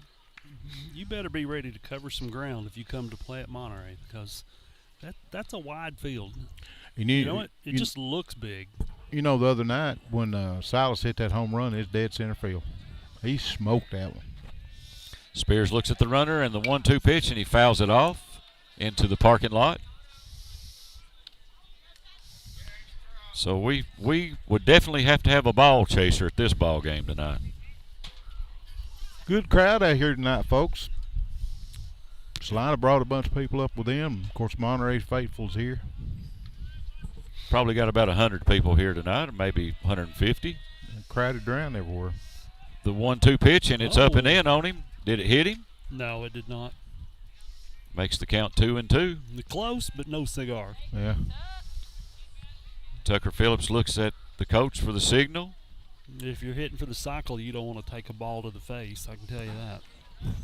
No, that Tyler was right Anderson takes the lead at second, and the second baseman is holding him. Spears looks at the runner, and he throws to the plate, and the swing, and the ball goes Right up the middle through the gap into center field. Tyler Anderson rounds third, slides into home safely, and Tucker Phillips takes second base on the throw. Another double. 3 doubles and a triple for the night. So pretty good night at the plate. Scores the 7th run of the game for the Wildcats, makes the score 7-1 here in the bottom of the 6th inning with 1 out. And another star at the plate tonight. Silas Randolph is up to bat. Silas has also had credit for a put out when he threw a runner out at home tonight. Yeah, and then he made that play at third. So Silas and Tucker has had really good games tonight. I'm expecting a curveball. What do you guys think? Yeah. And the pitch from Spears, it's in the dirt. Yeah, down low. Down low in the dirt. Maybe he's trying to get him to swing at it. That would be something different that we've not seen. Throwing it down in the dirt. He's been pretty accurate. Spears he's holds had a the great runner. curveball the whole night. Spears holding the runner on second. Looks out at second, then throws to the plate, and That's Silas a hits it curveball. It's into up right high field. there. The right fielder curves underneath with a one-hand catch. Tucker tags from second. The throw is a great He's throw. gonna come He's home. going to come home. And the throw gets away from the third baseman, and Tucker scores the 8th run of the game for the Wildcats. That was a great throw from Kerr. Yeah. That was a strong throw. And the third baseman mishandled the throw, and Tucker took advantage of it and ran home and scored the 8th run. Yeah, I don't know if Tucker, somebody got in the way or whatever, but he didn't even touch that ball, did he? Third baseman? Well, he it looked like it bounced in front of him, like he was going to try to block it with his body, but it just went right past him. Oh, must have hit one of them turf monsters out there. Anyway, we have a trip to the mound here by Clay County. Our trip to the mound sponsor is A1 Auto Repair, expert auto repair, everything from battery exchanges to complicated engine repair. Located at 12636 Monterey Highway 70 North, or give them a call at 931-839-3013. A1 Auto Repair, that's 931-839-3013. So the Wildcats stretched their lead out to 8-1. That was a great throw from the right fielder. It just looked like a cannon out there. It did. But he hopped it to the third baseman, and somehow the third baseman mishandled it, and the road runner ran Scored around again. third and just kept on going and scored the 8th run. Now we have the next hitter for the Wildcats, Garrett Hastings, he's had a couple of hits this game. I know he's had one, a really good hit one time. We're going back. He's up on the plate, isn't he? Yeah, he's Right crowding on the it. plate. Golly. So no runners are on the bases, and there's 2 outs, and the first pitch, strike on the outside corner. So maybe the umpire stretched the strike zone that time. You never know about that because he's crowding the plate. And the 0-1 pitch from Spears, swing and a pop fly to High the third pop base fly. side. Infield. Third baseman calls it, and he catches it for the 3rd out. So at the end of 6 innings, after the Monterey Wildcats scored 2 more runs in the bottom of the 6th, run the score up to 8-1. The Wildcats lead, and 3 more outs, and the Wildcats have another win underneath their belt, Be number 13. and possibly can move them up in the rankings in the state. I believe I just seen over here where the Clay County pitcher was up to about 96 pitches. Really? Really? Yeah. Wow. Where'd you find that at? I'll show you when we start playing. Okay. He's not going to reveal his secret quite yet. Well, it's a game changer over here. We've got a. Well, you gave me something earlier. I didn't know what to do with it because we've changed over the years from doing a lot of paper records to that kind of stuff, and they're over there having a private conversation, Ken. He's got a pitch counter over there. Yeah. Anyway, I got my boss behind me back The there. Touching seventh inning sponsor is. Monterey Sports Network. So we're still looking for the 7th inning and 6th inning sponsors. And coming up on the district tournament, Right. good time to get in it. right, district tournaments are coming up. So we have lots of good businesses in the Monterey, Tennessee area. Would you like to get your business noticed by Monterey Wildcats? Support them. We're having about, on average, about 125, 30 people a game that actually views it. So I don't know is the crowd singing this song right now, or Well, the one next to me is, and she won't be quiet. She got mad at me because I started singing it, and she was going, no. she must be a Boston Red Sox fan. I am. And through me, she is. So So y'all have sung at Fenway before, Sweet Caroline. I wish I could say that I have, but I have. Do what? Yeah, we did when they played the Braves a couple of years back. We went and watched and then we sang it. The first pitch from LT is a ball outside. First batter and the last chance for the Bulldogs in the top of the 7th. Second pitch is outside. Makes it 2-0. Lefty to lefty, I would think he'd be able to put something down the pipe here for him. He's Kerr, the right fielder, is the batter. He's left-handed. Next pitch is a batted ball into left field for a hit. Anderson fields it, throws it to Franz, the cutoff man. And the runner Kerr stays at first base. He's a good ball player, that Kerr is. Anyway, he's got a good arm out there in right field, and we have another trip to the mound. A1 Auto Repair, expert auto repair, everything from battery exchanges to complicated engine repair. Located at 12636 Monterey Highway 70 North, or give them a call at 931-839-3013. That's 931-839-3013. The A1 Auto Repair. Anyway, the coach may be changing pitchers for the Wildcats. no, I think he's just discussing the strategy here. Yeah, that's Coach Randolph. Yeah, Coach Randolph was coming out talking to him about where his probably ball placement, if I had to bet. Yeah, I'd say if he's going to switch out pitchers, it'd be Coach Looper go out there. Oh yeah. So this is the bottom last batter of the order for Clay County, Smith. We've already got a lead over here off first. They hadn't even got into the batter's box. He didn't waste any time. He wants That's a to be good up. size lead, too. Yes. Yeah, he wants to be up the base path right here. The if I had pitch to from bet. LT is ball outside. Which is kind of brave because that's a big lead, especially with the left-handed pitcher also. Yeah. Well, LT's got a pretty good pickoff move, too. throwing on Lowhorn's going to be hard to get around anyway. So you run on him, he's going to throw down. No outs here in the top of the 7th. And the pitch from LT to the plate is a ball high. Makes it 2-0. The Wildcats lead Clay County here in the top of the 7th, 8-1 with no outs. First batter of Clay County gets on base. Kerr, the right fielder. LT looks over at Kerr, the runner, and throws to the plate. Ball outside, runs the count to 3-0. Yeah, he's throwing them outside too. Yeah, he's losing the plate right now. Anyway, this is the bottom of the order for Clay County. Smith, the left fielder. The 3-0 pitch from LT. Swing and a foul ball. Does the right fielder have it? Yes, he makes the play. What a play.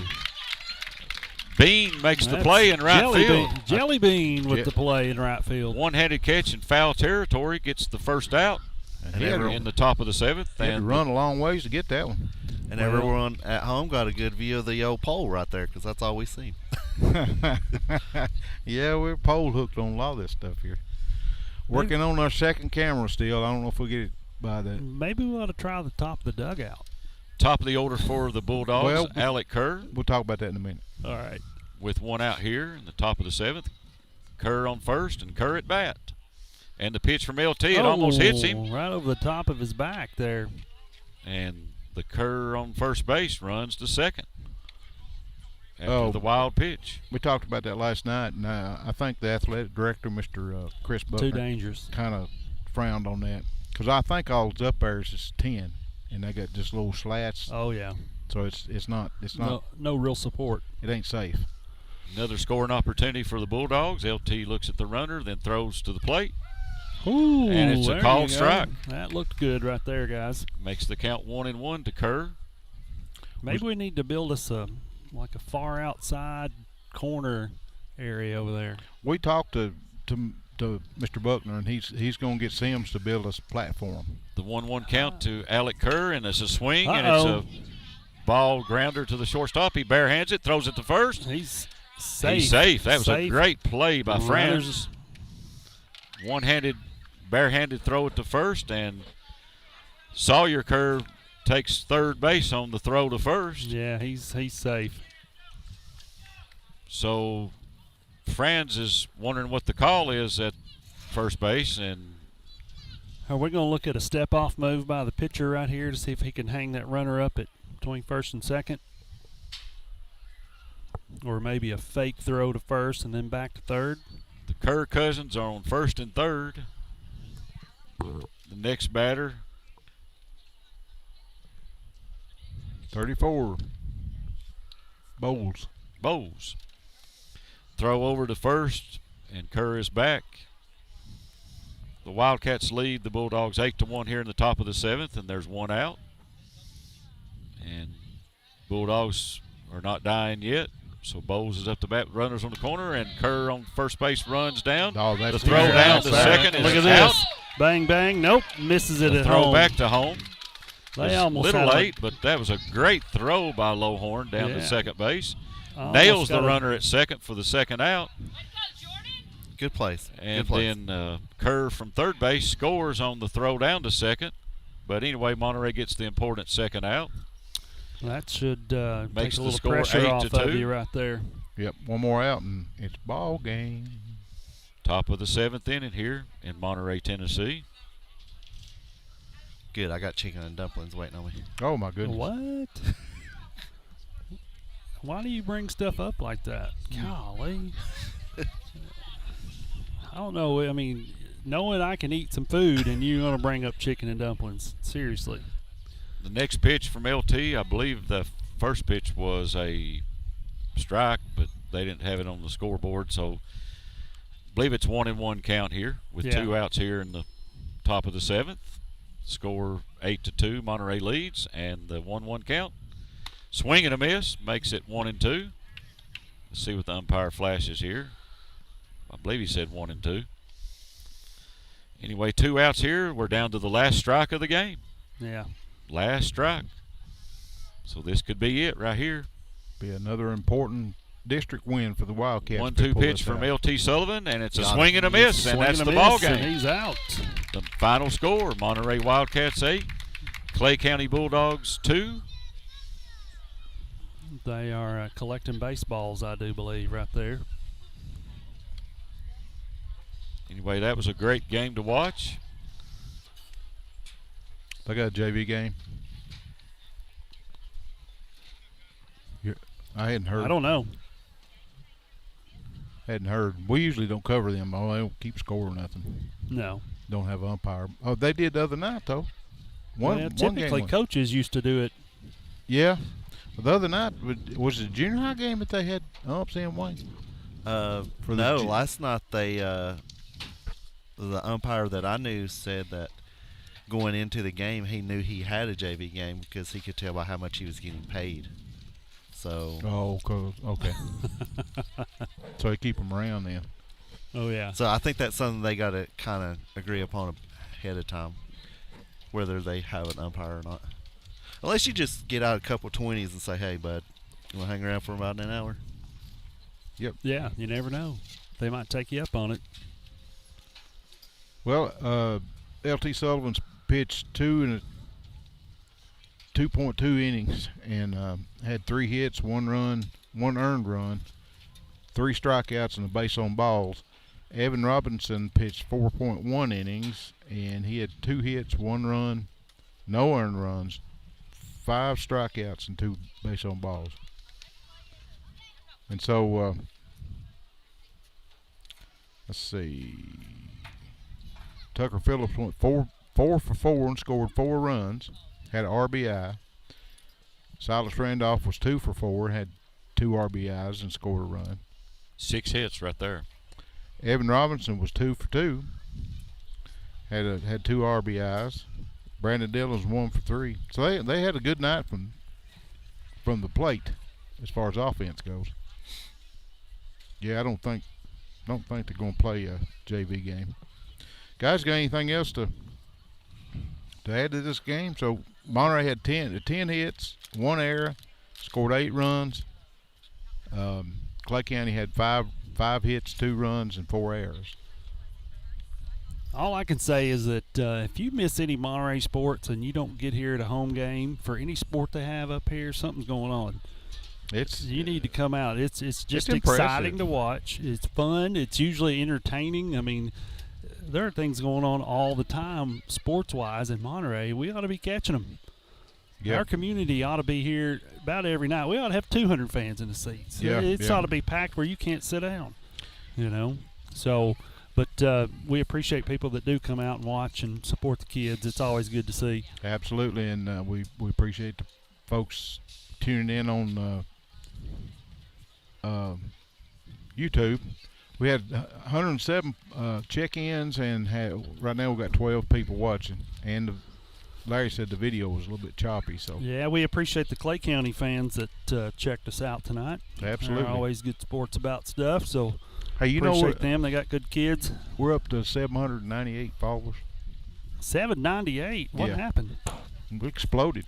Exploded. Baseball season came around. Everybody went, whoo. And I think we got a lot of them through football, and of course we got a few more through baseball. But you remember when it was 100?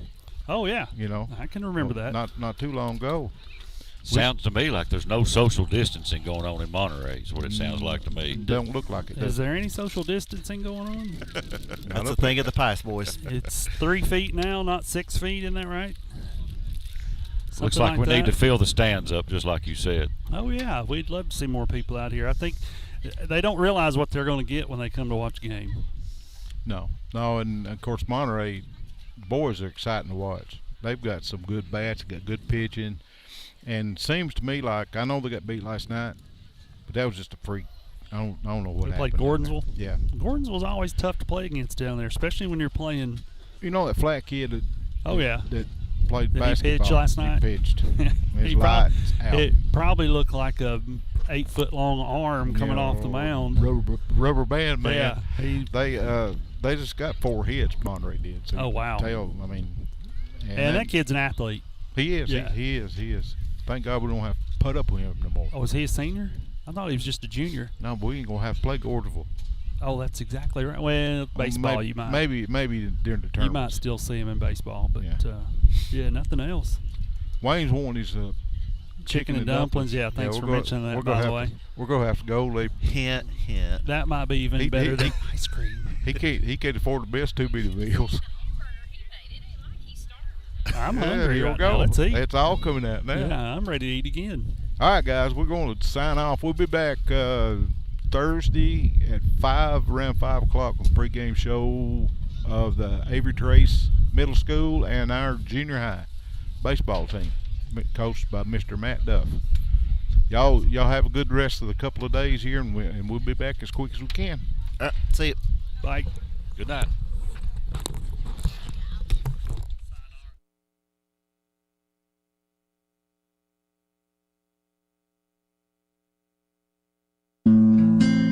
Monterey Foods, your hometown grocery store. From the time you enter their door until your groceries are carried to your car, you'll be treated as a valued customer. Come by and see Danny and his staff today. And remember, they have fresh cut meat daily, and check out their weekly specials at Monterey Foods on Facebook. They're located at the corner of Holly and Stratton in Monterey, or just give them a call at 931-839-2434. That's 931-839-2434.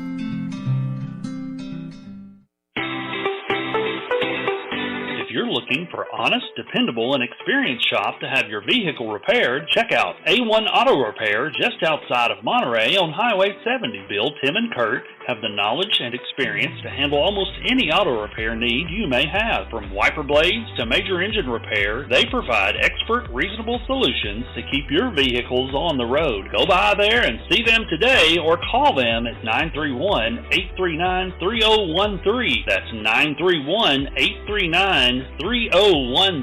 Go Wildcats! Live Well Medical Clinic and Spa, located in downtown Monterey, offers primary care and telemed services, same-day DOT physicals and sports physicals, weight loss programs, and various types of massage therapy, including pregnancy, sports, deep tissue, and relaxation. To book an appointment, visit them today on Facebook at Live Well and Spa, all one word, or call 931-839-6642. That's 931-839-6642. Larry Wiley is a proud supporter of Monterey High School and junior high school sports, as well as academics. Being the Monterey Farm Bureau agent, Larry serves Putnam, Overton, and Cumberland counties with auto, home, health, and life insurance. For a comprehensive insurance review appointment, you can call Larry at 931-584-0042. That's 931-584-0042.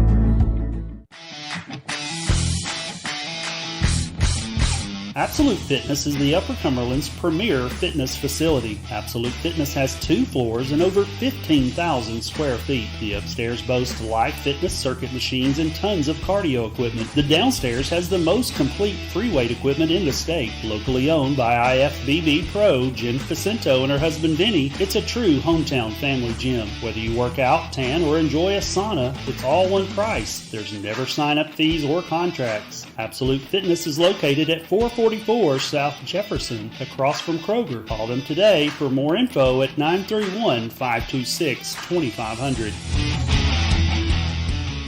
At First Volunteer Bank, we're not just a community bank. We're a bank that's here for our community. We know our customers by name and treat them like family. And we're here to serve our community however we can. Whether it's teaching financial literacy in our local schools or collecting and donating thousands of canned food items each year to local food banks, we're a part of your community. If you're looking for a community banking relationship, we make it easy for you to switch because we're here to help you every step of the way, right down to a local person on the other end of the phone to assist you when you need it. First Volunteer Bank, member FDIC, equal housing lender.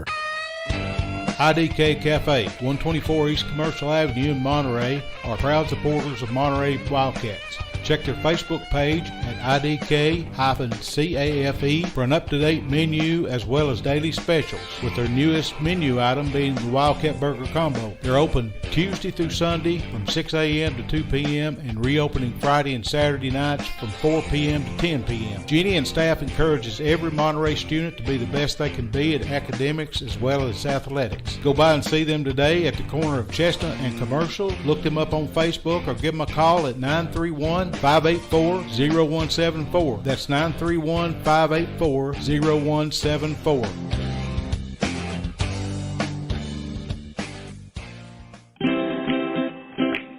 At Monterey Drugs, our focus is on you. You're not just a number, you're our neighbor. We'll get to know you so we can give you the best personal service you deserve. Monterey Drugs, your hometown pharmacy, is a proud sponsor of Wildcat Sports. Located on Elmore Street, right next to the dollar store. You can call them today at 931-839-6777. That's 931-839-6777. Monterey Drugs wishes the best for Monterey High School sports and academics.